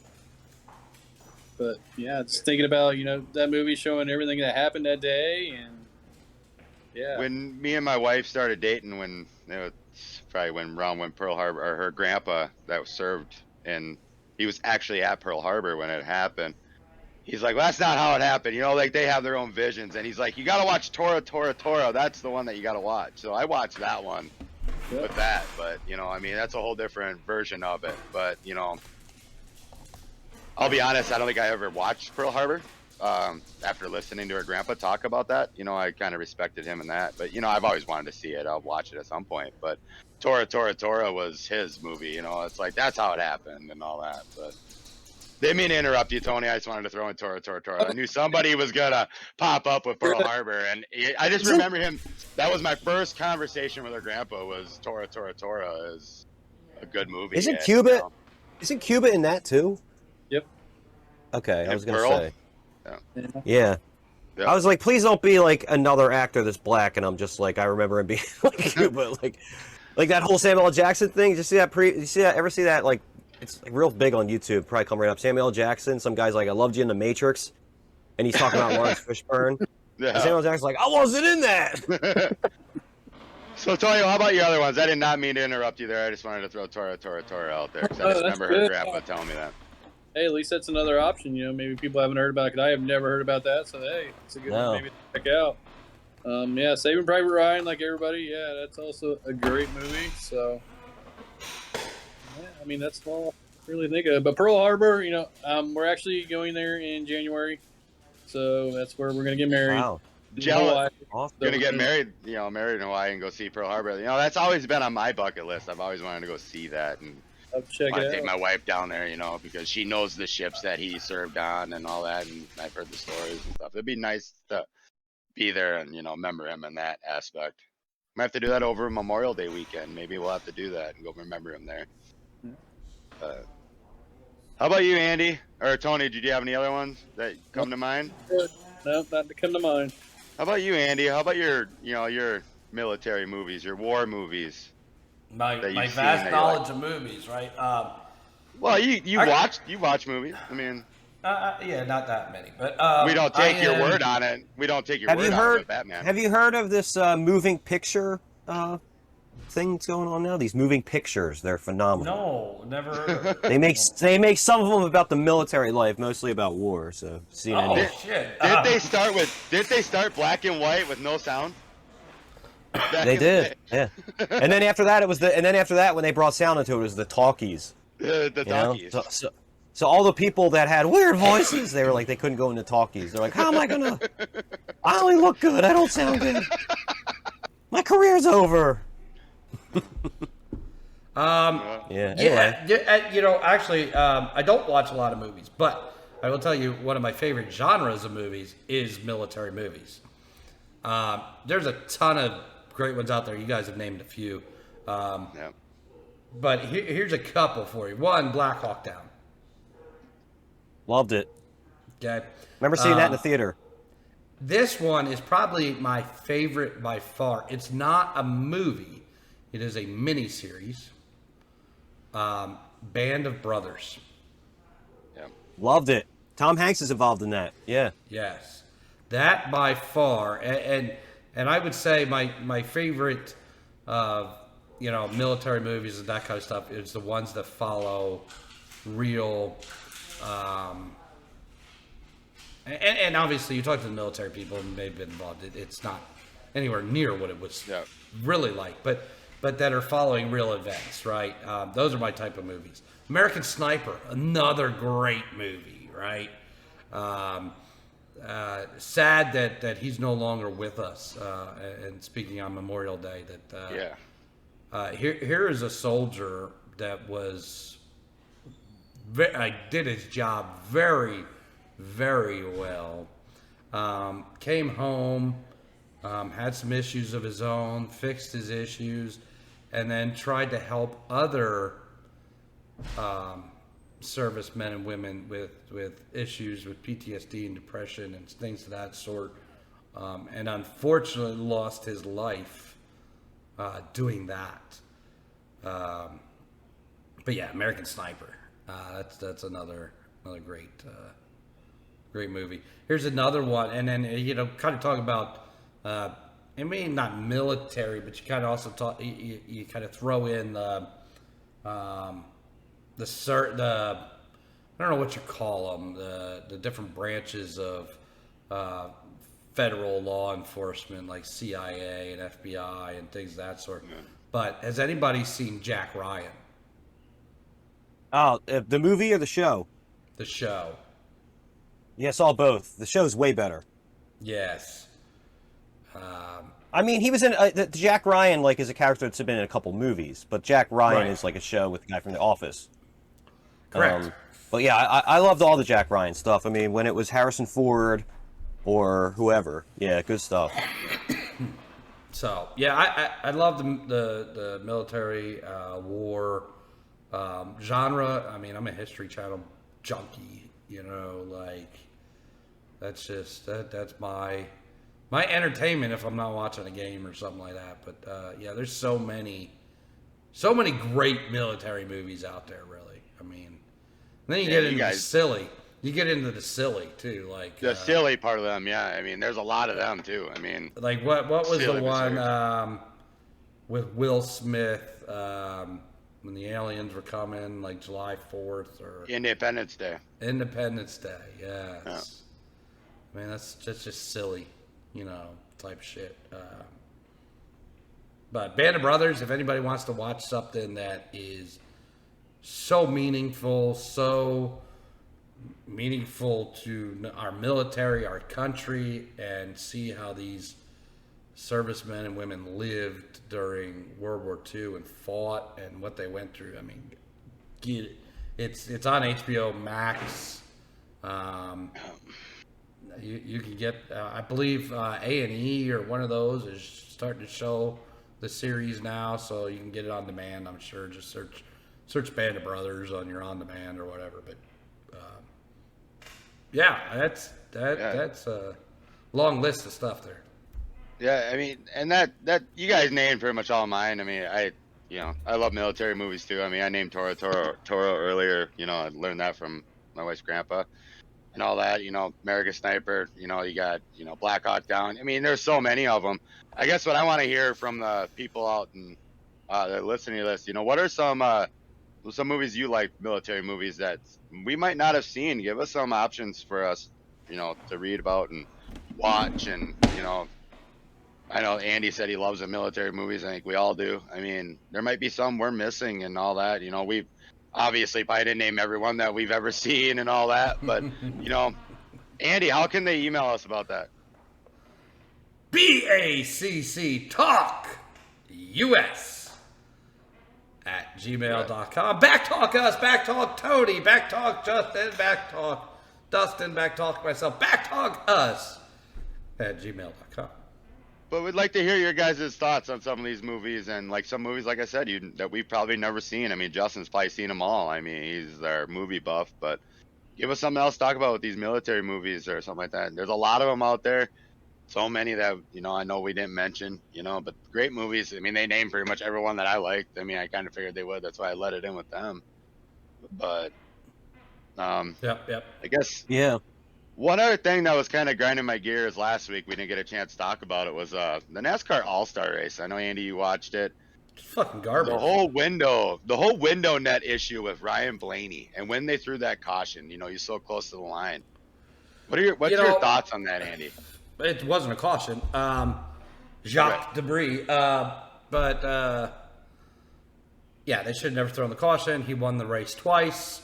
NASCAR changed its own rules. It happened again. NASCAR's fucking up, in my opinion. Okay, the All-Star race, first of all, I don't think anybody gives a shit about anymore. Really. They try to make it exciting. The NASCAR folks that watch NASCAR, they're going to watch it because it's a race. It's a non-points race. It's for $1 million. Nobody else gets anything. $1 million to the winner. What is really $1 million to these guys anymore? Back in the day when they're like, oh, it's $1 million Tony's pussy is tearing down his house. Hey, it's better than what the Playmate of the Year gets. She gets like a fucking car, so could be worse. Yeah, but it's like, when these guys are making multi-million-dollars a year, and hell, it costs $12 million just to start thinking about starting a NASCAR team to get a charter is $12 million. $1 million ain't nothing. So back in the day when they were like, oh, this is for $1 million, that was a big deal. I actually ran some numbers on it. $12 million some numbers from now till back to 2002. So we're going back 20 years. $1 million or $1 million then to $1 million now would be worth like $500,000. So why didn't they up it in 20 years? Yeah, I mean, I don't know. I think NASCAR's fucking up. The whole Ryan Blaney situation where he gets a caution thrown. Really, he's going to win the race. He wins the race twice. And then the rule was, the NASCAR rule is if your window net is not securely fastened properly, it is a disqualification. But NASCAR let it go. So, I mean, NASCAR's shooting itself in the foot here. It's just another one of those things of breaking the rules, making your own rules, doing whatever you want to do.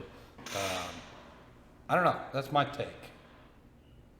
I mean, they have just had him come down to the pits and maybe just given him his spot back, or do you think that's on him for letting his window net down when he's still on the track? Even though even after he crossed the finish line, and even though the caution was thrown, most drivers put it down so they can put their hand out the window and cheer. Is that something that maybe NASCAR needs to buckle down on to keep the driver safe? Andy, or anybody wants to chime in there? I mean, I'm just curious of what everybody thinks about this. So I didn't see it. So explain what happened. So you were just saying like he crossed the line and then the net came down?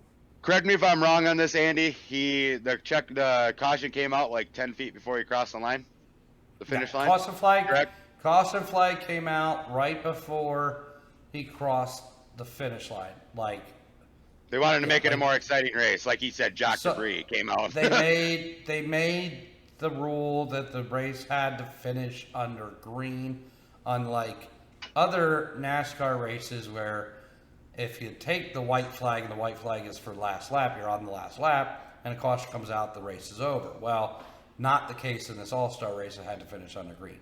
Well, the yellow comes out right before he crosses the finish line. He doesn't realize it, thinks he won the race. Takes his window net down to, put his arm out the window, starts celebrating he's won the race. Well, then they say, sorry, no, we're gonna reset and do all that. So he tries to refasten his window net the best he can. It's not properly refastened, but he fastened it enough to finish the race. That's what happened. So he finished the race, win another green, white checkered with it.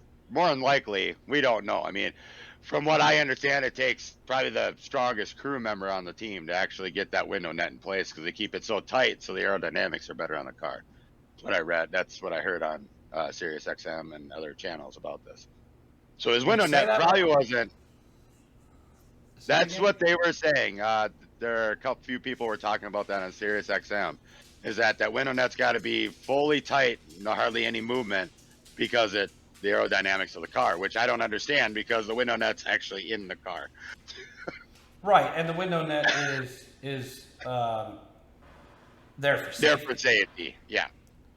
But they're saying the tighter it is, the better the aerodynamics. But that's for a whole nother topic of conversation.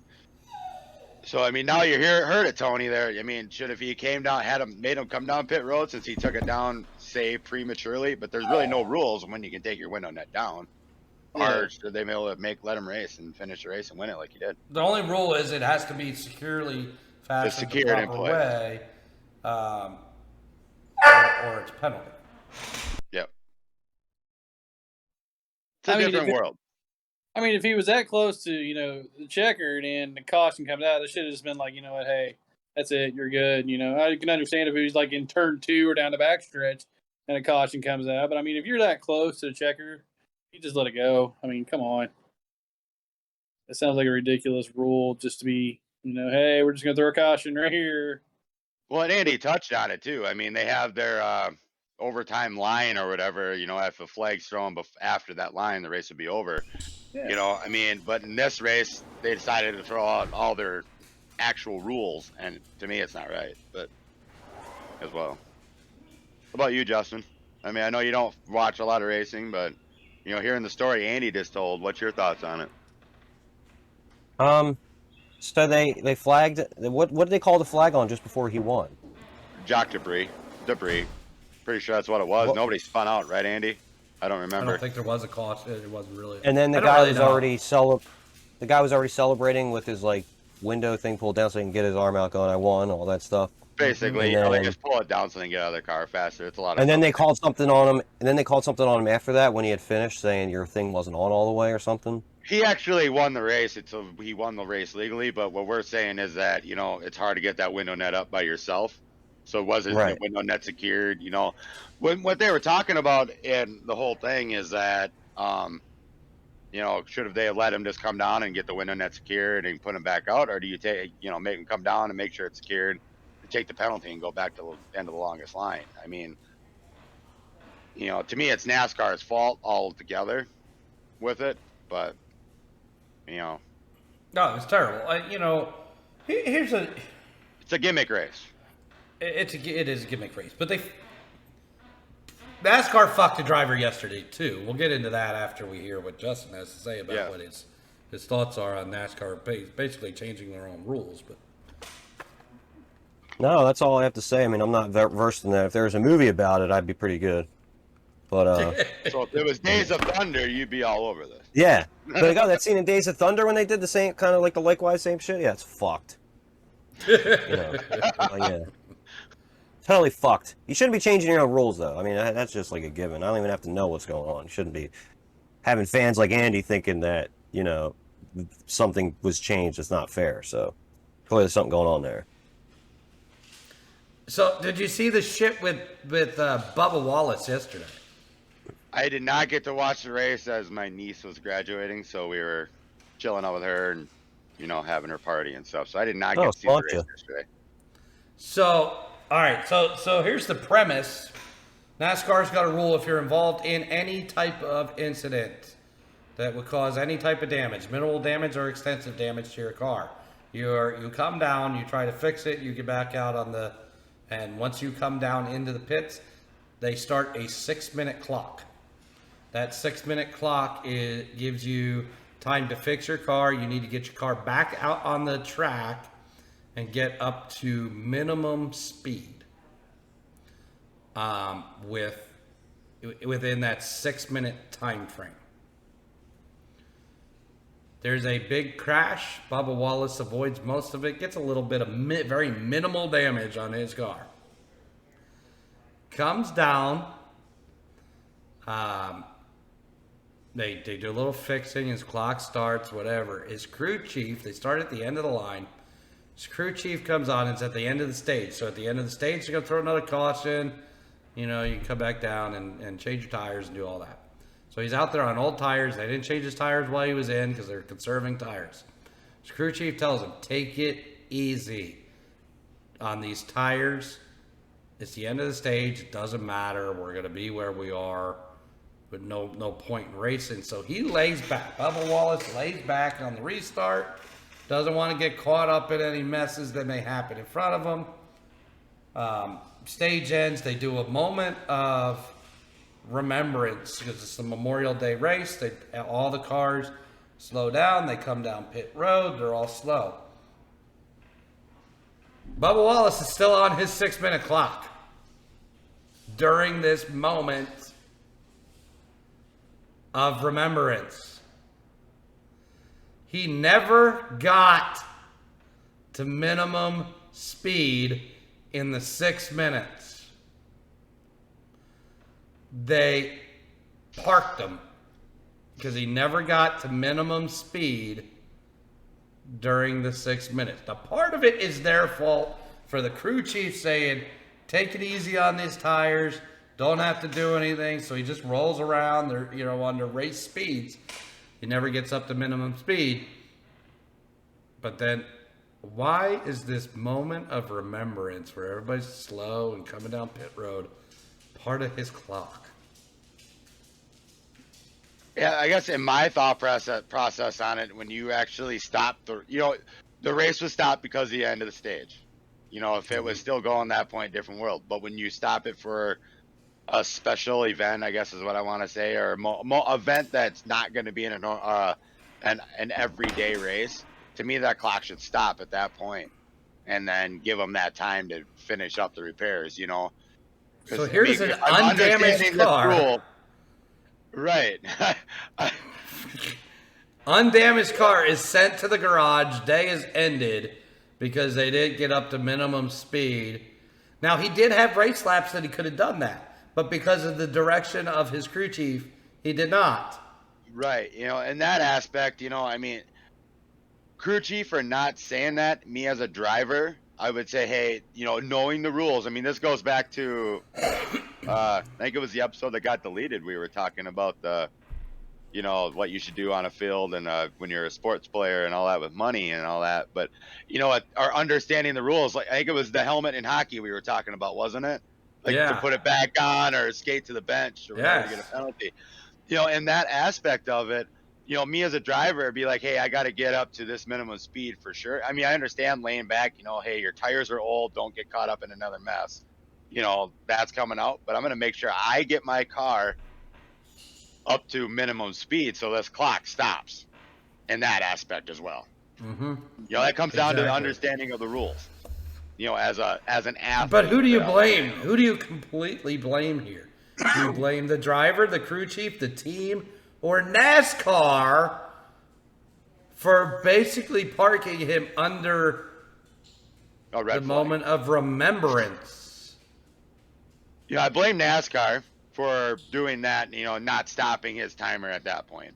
But in all, the crew chief saying, hey, take care of your car. But to me, it falls on the driver, because you can get your car up to speed. Doesn't mean you have to be up at the pack. To me, it falls on the driver at that point. Make sure my car gets up to speed before, that clock resets. It's done. So let's put this back into perspective, into a different terms in a different race scenario. Your car's been in an incident. You come down, get fixed. Your timer has started. Yep. You go back out, and on the green flag after the caution, there's an immediate caution again. Your car never got to minimum speed. Are you still on the clock under this next caution? Yeah, I mean, like with that, it comes down to, in my opinion, it comes down to, hey, you could be at Daytona, take you 2-3 minutes to get around the track to get back to your pit stall. If you're at Bristol, 40 seconds, a minute, whatever. But to me, the clock should actually be like when you're in your stall, not overall. I mean, it's hard to say you're overall with it. Like I said, I mean, you go fix your. So I mean, I look at like Daytona or Talladega. They're the bigger, the bigger. So your track. Here's the way they should run this. The clock starts when you hit your pit stall. Yep. And if we're under caution, when you leave your pit stall, the clock stops. When the green flag comes out, your clock restarts. Yep. Giving you ample time to come up to minimum speed. Yeah. It's nuts to think about, I mean, when you start looking at all these rules and stuff. But yeah, I agree with you 110% what you're saying there. Like with the way the rules are worded and all that. It's weird. I mean, like I said, I didn't get a chance to watch the race yesterday. We actually tried to DVR it, but we were losing power, so it didn't do it. So I will never get to watch the race, which I heard was a good race. But Tony, what do you think about just? That's weird. It's nuts when you start thinking about it. I mean, to me, sports in general or whatever that just have these fucking rules in place that all of a sudden, I mean, like let's go back to the tuck rule with Tom Brady, right? Like what do you think about these rules in sports that change outcomes for players or for teams or for whatever? Yeah, you got the college baseball, can't step out of the box. So I seen the one where he stepped out, gave him a warning, and he tried to get back in real quick, and he just called a strike, so it was automatic. Strike 3, out. Yep. Yeah. Yeah, I don't. There's a lot of that rule. Yeah, but that's a rule. That's on the batter. He needs to know, right? Yeah. But is he given he's supposed to be given a warning. He said he was given a warning, and then he was given a warning, and a few seconds later he was trying to get back in the box, and the ump just automatically called the strike. So with strike 3, he's gone. It wasn't like, hey, I'm going to warn you this time. You do it again, it's automatically going to be a strike. It was just warning. So that goes back. That goes to officials changing outcomes again of events, whether it be racing or sporting event or whatever. We had another one just in the NHL the other night. With Calgary and Edmonton. Calgary, the game is tied at 3 and late in the third period. Calgary scores what they think is the go-ahead goal with about 3 minutes left or something like that. The puck goes off a player's skate as he looks like he's trying to stop coming towards the net. The rule is it can deflect off your skate. You can just not have a distinct kicking motion.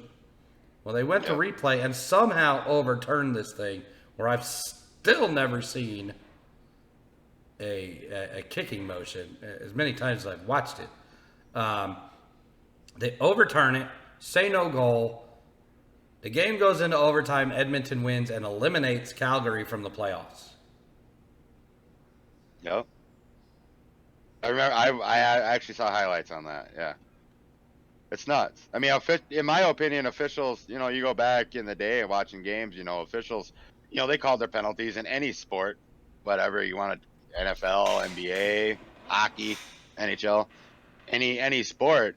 But now it's like they actually control the outcome of every game with all these replays that they have that we actually us as fans have to sit through. And you sit there and watch the replay over and over on a big screen or, at the stadiums or at home. We can watch our own replays. Back in the day, we couldn't sit there and do that. Now we can sit there and rewind slow-mo and be like, this is what I see. On top of that, we've seen this year in the NHL, referees on hot mics saying, they called a penalty on purpose because the other team deserved a power play or something. Oh. Wasn't even a penalty. We've had the NBA referee that was gambling on games. Oh. So, Justin, hearing all of this about officials and how officials really control the outcomes of the game, who is really controlling sports or events or things like? Is it officials? Is it Vegas? Is it, it seems like the players are out of control of the outcome of the game.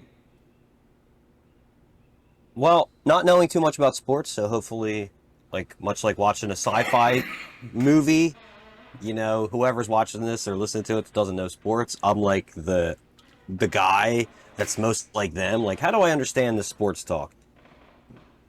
I'm going to go into it like that guy. And be like, I don't know. Sounds like it's kind of fucked up that there's somebody being paid off. I always heard that there wasn't playback in baseball for a while, if there even is now, just because of the distortion of the game. Being able to be played by seeing it as it happens. I think this whatever, instant replay is just I don't know, how is it, when is it too much? Just feels like, there's so much instant replay with all these sports. I mean, do they still do that in baseball where they don't use it or what? No, they're using instant replay now, and I've heard, and now I don't know how close they are to using this, but maybe testing it in the minors or something like that. I heard they possibly could be going to an electronic strike zone. Yep. They're testing it in other areas. So a robot will call strikes and balls. Yeah, robots will call balls and strikes based on camera angles and. Oh wow! So no umpire. Yeah, the umpire will be there to call a home plate out or whatever, but no need to call balls and strikes. Kind of the draw to baseball is the human element to the game, right? Yeah, like the old-timey sportsmanship of it, right. Just basic, Well, as a pitcher, you go out there and you be like I know some of these veteran pitchers are like, hey, I know this ump, he's going to give me this outside corner, he's going to be this inside corner. Now it's going to be like, yeah.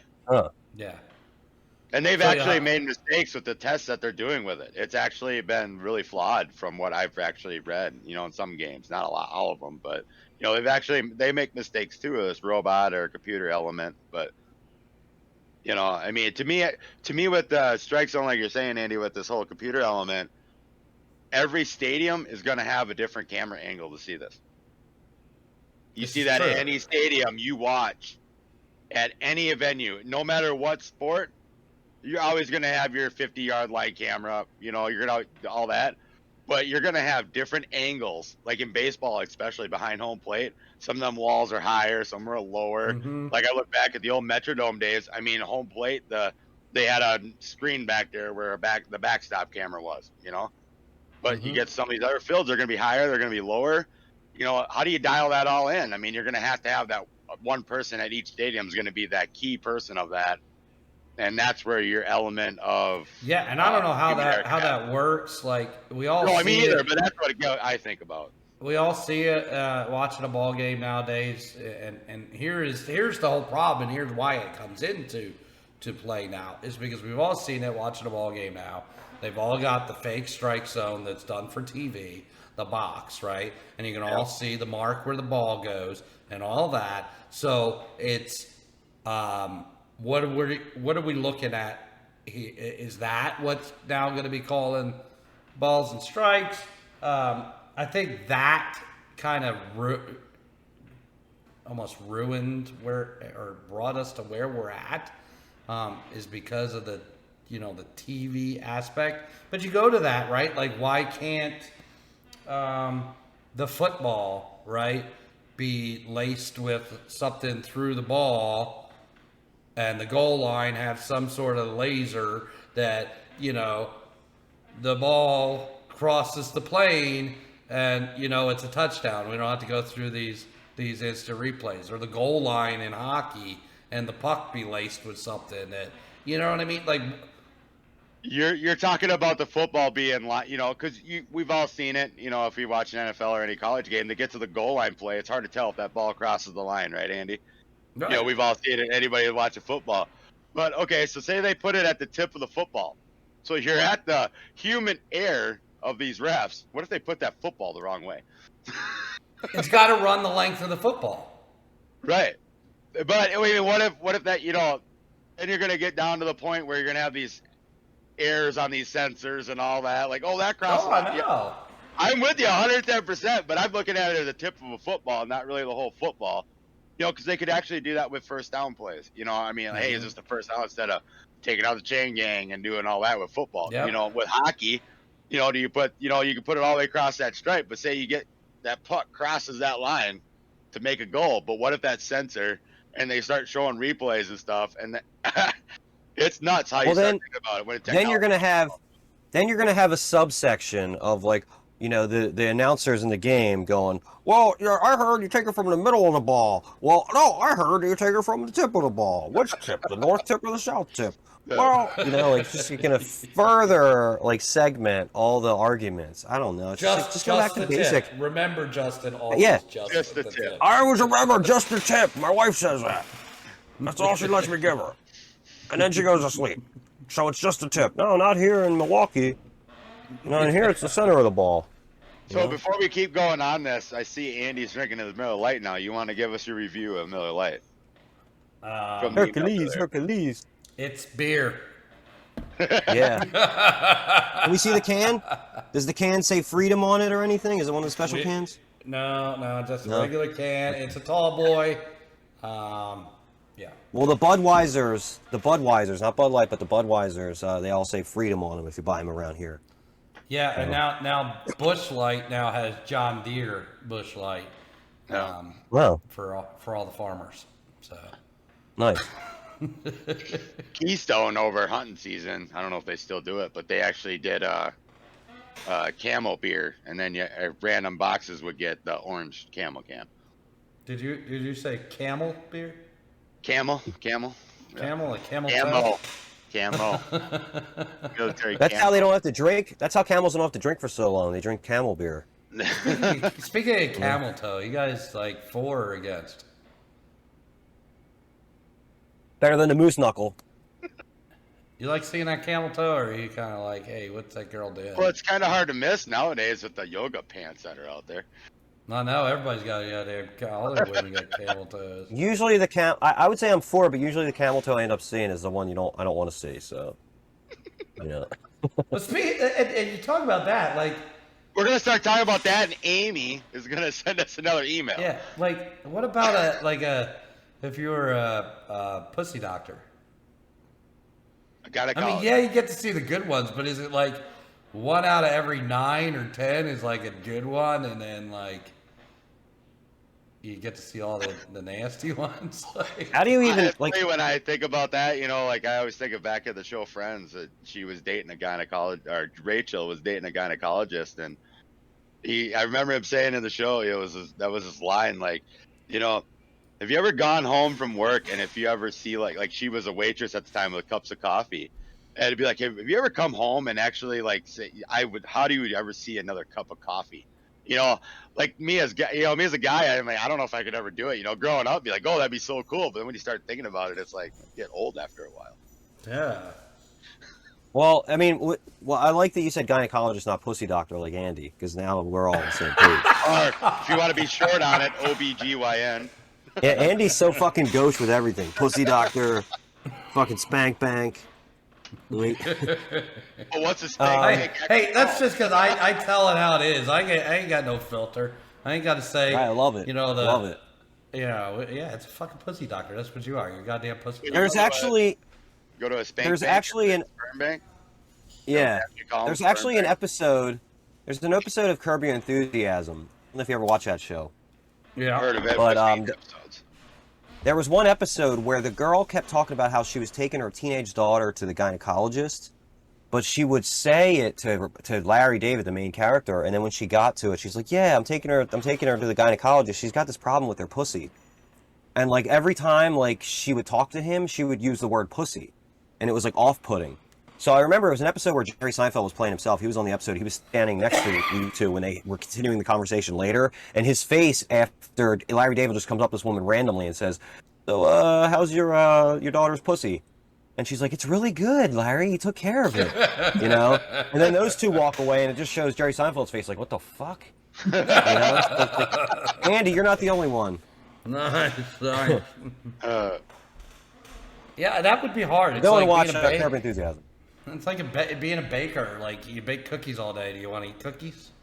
Well, Tony sells appliances and stuff. Do you want to go home and look at your refrigerator all day? I should have bought this one. This one's a better model now. We should get that one. I worked at Pizza Hut. I still love Pizza Hut, so. Well, I grew up working in the pizza ranch when I was a kid, and I love their pizza. That's pretty much the only pizza we get around here. But I wasn't but like when you burnt were out from working Pizza there, Hut like you think. did you get tired of pizza? No, we even look forward to found my making own mistakes. ways. Yeah. Yeah, you find would your make own ways to mistakes. make a pizza. Yeah. So you think pussy doctors don't get they don't get tired of pussy then? Well, No, and I think are female. yeah, I do think it makes sense if you're a female and your dick doctor should be a guy, you know, or a lesbian, you know. Your pussy doctor should be a homosexual man or a woman. That's the rule. You heard it here first on BACC Talk. If you disagree with that, you could send us an email to backtalkus@gmail.com. Yeah, I want to hear the female aspect on that. So would they rather have a female It has been or spoken. a gynecologist? Yeah, Yeah, people I might mean, have reasons for either. No, and exactly. You know, I mean, I know my wife would rather have a female. I mean, that's this way she was, you know, dealing with her issues that we had to deal with. But, I mean, I guess I don't know if I want to go to a female doctor for my erectile problems, if I had any. But you know what I mean? I mean, if you had erectile problems, do you want to go to a female doctor? But let's just say you make a regular doctor appointment for a physical or whatever, and the nurse practitioner comes in to do your physical, not your regular doctor. Nurse practitioner is a woman, and she's doing your physical, and she goes, "All right, drop your pants." Turn your head and cough. Yeah. Are you feeling good about dropping your pants at that moment? It's a physical. I've Or are actually you- been through it. I mean, Or are you trying to, like thinking real hard in your head to chub up or something, or like? why do you think? Why do you think they tell you to turn your head and cough so you're not looking at them? Yeah, so you're not seeing your own like pathetic self. Like, look at what state you're in right now, bro. Thanks a lot. Or she's on one knee cupping the ball. Yeah. Or do you she's- get turned on by that, and is that a problem? You know, are you worried about that? You know? Yeah, what if you if she's hot? If she's really good looking, I mean, do you have any issue chubbing up with? Or even worse, what if you have a dick detour and it's a dude and you're like starting to chub up and you're like, oh no, what's happening to me?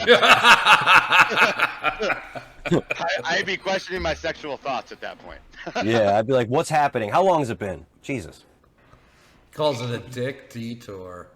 A dick Speaking detour. of dick, when he said dick detour, I immediately thought of the new commercial I've been seeing a lot, which is called bentcarrot.com. Yeah. Mm-hmm.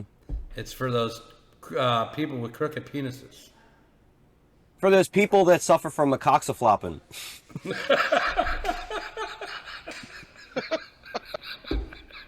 Oh boy. Oh my God. Yeah, I think. If If you struggle with macoxaflop, talk to your doctor today.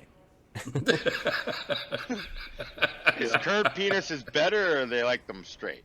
It's Peyronie's disease. There's actually an episode of It's Thursday. I will include that episode. I won't ask somebody for a number this week, but since we touched on Peyronie's disease in an episode of It's Thursday, which we'll probably get to at the end, that'll be the episode you can watch right now. So, I know a little bit about Peyronie's disease, and we did use the carrot commercial and all that stuff. So, I gotta ask now, because you said that, like I have to ask why you know about Peyronie's disease. Well,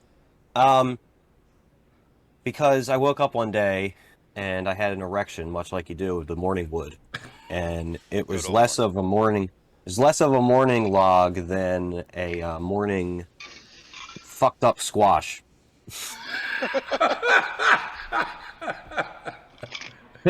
Because concurrently there's a commercial for a place you can get fruit, and you pay less for fruit and vegetables because you're getting the ones that people throw out that are still good. So it's much like the same commercial. So your dick doesn't actually look like a zucchini. It looks like those fucked up zucchinis that people throw out, which is even worse. And you just randomly woke up with this? Yeah, I was like, I think I have PD, because they shorten it when it's a dick disease, because they don't want, guys don't want to go out and say, I have erectile dysfunction. They're like, I have ED. I have PD. Like, you can just imagine, like, the wife was like, he has Peyronie's disease. Babe, PD. You know? PD. Way better. So did nothing actually happen? How did you end up with this disease? Was there something going on the night before? Yeah, I was having sex with the carrot.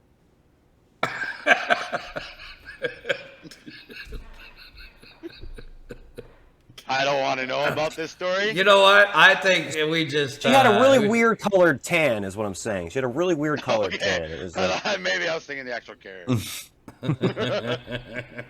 I had sex with Donald Trump. He was orange. All I was going to ask is, where did you put this carrot? No, she was a carrot. She was very orange. I get it now, but right away, that's all I was thinking. Where did you put this carrot? Hey, wherever. I mean, it depends on how much you're drinking, how cool she is, you know? How many good bands she listens to versus bad ones, you know? I'll let you get the carrot out if you don't like Maroon 5. Cucumber might be better for some girls. So she if you could tell me... So what you're telling me is she broke your dick. I had PD, Andy. Shh, I had PD. I had BDS, broken dick syndrome. And did you have to do the stretching exercises? Well, I do them in the shower every morning anyway. I don't know if it always helps, but you know. Right between shampooing and conditioning. Actually, what you do is you put the conditioner. You put the conditioner. Did he say shampooing? Am I the only one that heard him say shampooing? Did I say shampooing? Sounds like a lot of John. That's a regional thing. Tony, we say John and shampooing. I'm pretty sure that's what I heard. Yeah. Shampooing. So is that Andy relation to a Zamboni? Yeah, it's like a Zamboni, you know? The Zamboni goes through the hair, clears it all up. Then you put the conditioner in there. Then you leave the conditioner in there and you check yourself for PD. The air conditioner? Hair conditioner. Isn't that what it is?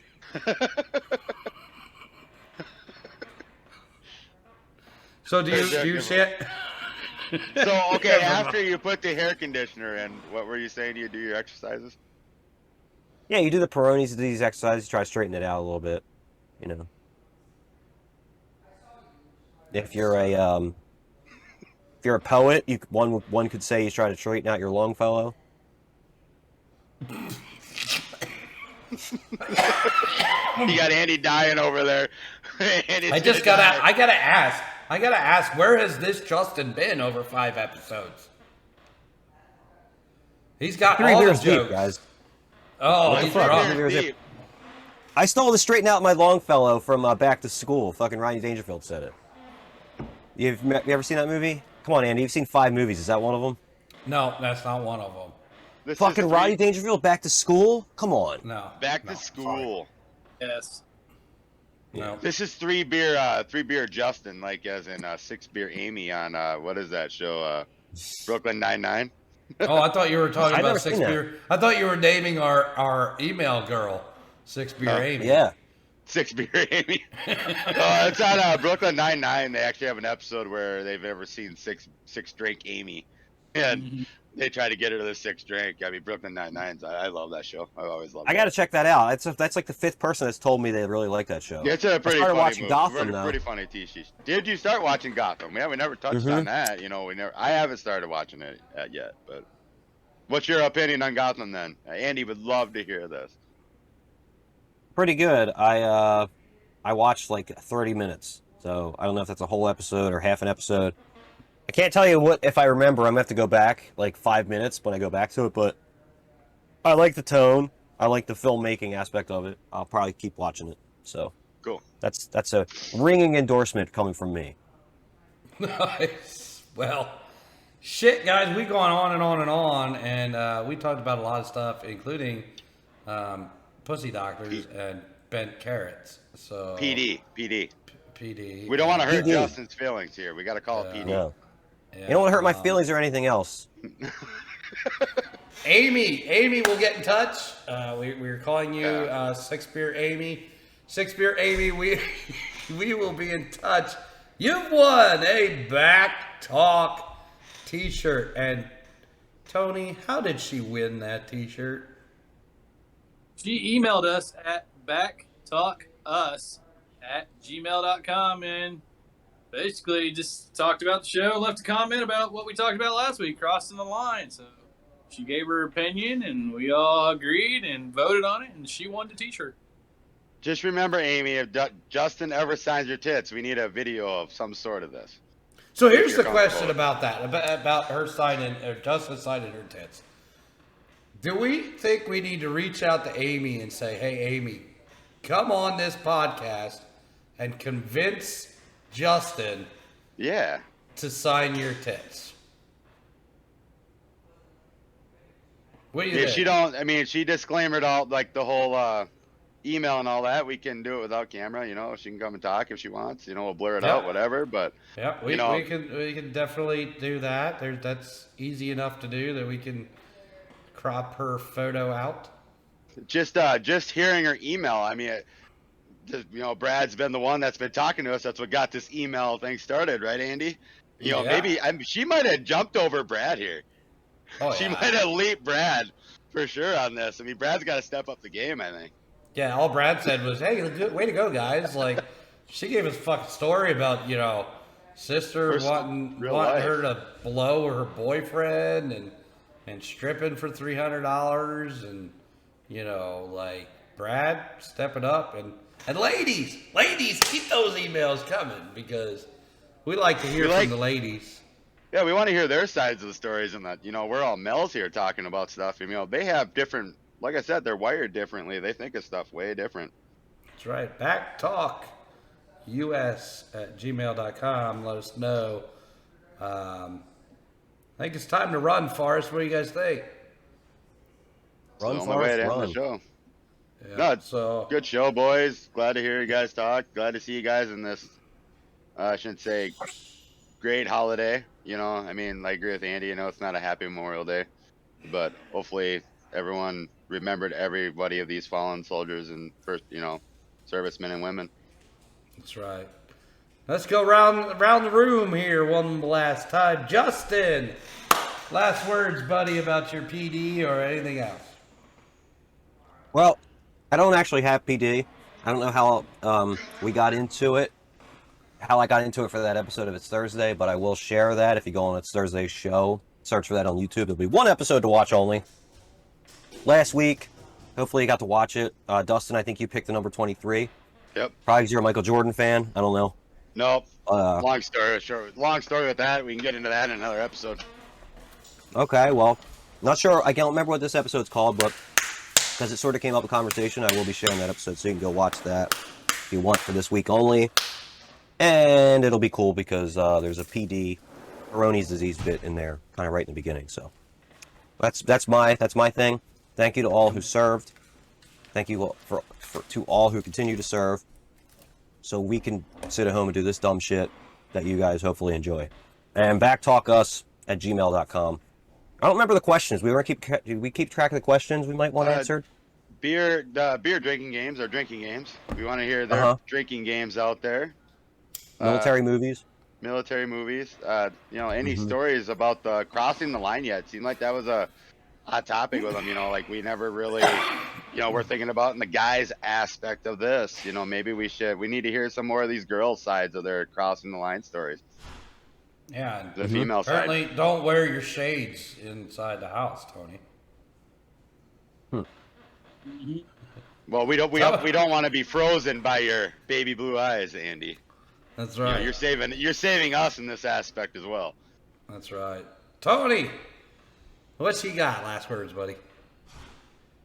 Well, so I do, before I get to last words, I do want to mention we've been talking about movies, but, we also didn't talk about, we lost a great actor this weekend, Ray Liotta. So, he died when he was filming down in Dominican, so he was in some great stuff. Talked about Field of Dreams. Goodfellas is definitely one of those top ones with Ray Liotta in it. So, yeah, it was sad to hear about the passing of him, so I just wanted to talk about that since we do talk about movies here and get that out there. So, final thoughts. Jeez, I don't know. Great show. Glad you guys are still listening to us, watching us. Make sure you spread the word, just like Amy found out from her friend. Amy, a.k.a. Batman. And, yeah, so just keep listening, keep asking us questions. You know where to hit us up now. If you don't know, I'm sure you'll hear it for the 50th time in the next 2 minutes. It is backtalkus@gmail.com. Yeah, we appreciate you guys just, hanging out, following us, listening to us, and yeah. Hope you're enjoying, and we'll keep going. That's all I got. There you go. Well, thank you, Tony.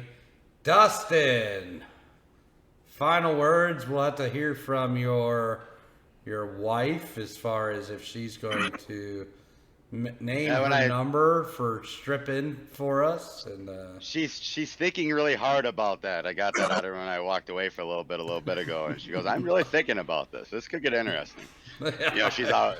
She's always got an open mind with it. The one thing I noticed is that Tony did change his sign that's behind him. I don't know if he wanted to get into the "let's go out" and "let's stay in," I think is what it was. Now it's "let's go out," so I guess we need to go out and do something according to what Tony's saying. But no, great show, everybody. Thanks for listening, everybody out there. We want to hear from you. Tony alluded to it 50 times. I guess I'm going to say it the 51st time, if that's what number we're really on. But email us at backtalkus@gmail.com. We'd love to hear from you on the drinking games, any other topics that you guys would love to bring up out in the world out there. We're open books. We'll talk about anything. Give us a topic to talk about in the next episode or episodes that, we want to get your thoughts, and females, give us ideas that you don't think that we'll think about. There's stuff that you guys want to hear about too, and get our battle of the sexes out of it, or however you want to put it. But it would be a fun conversation. No, other than that, remember the men and women in service, like we said earlier, and thanks for their service, and can't wait to see you guys next week. Absolutely, and thanks for that, Dustin. And yeah, awesome show. Everybody's mentioned it. backtalkus@gmail.com. We've got some other ways you can get a hold of us too. Follow us on Twitter at backtalk. We are on Facebook. Hit us up on Facebook, Twitter. One thing I want to see out of people, I want to see everybody out there doing tits up cheers. So I want to start seeing videos on the Twitter, or email them to us. So tag us on Twitter with your tits up videos. Let's get tits up started. Let's get it rolling. Other than that, man, we've had an awesome show. Thank you, ladies. Thank you, Amy. We'll be in touch. I'll get you a awesome Back Talk t-shirt. We appreciate you chiming in. And everybody else who chimed in on the emails, thank you very much. We'll be reading your emails again next week, so let us know about your drinking games, your pussy doctors, whatever else you want to talk about, let us know. Till then, everybody, tits up. It's up.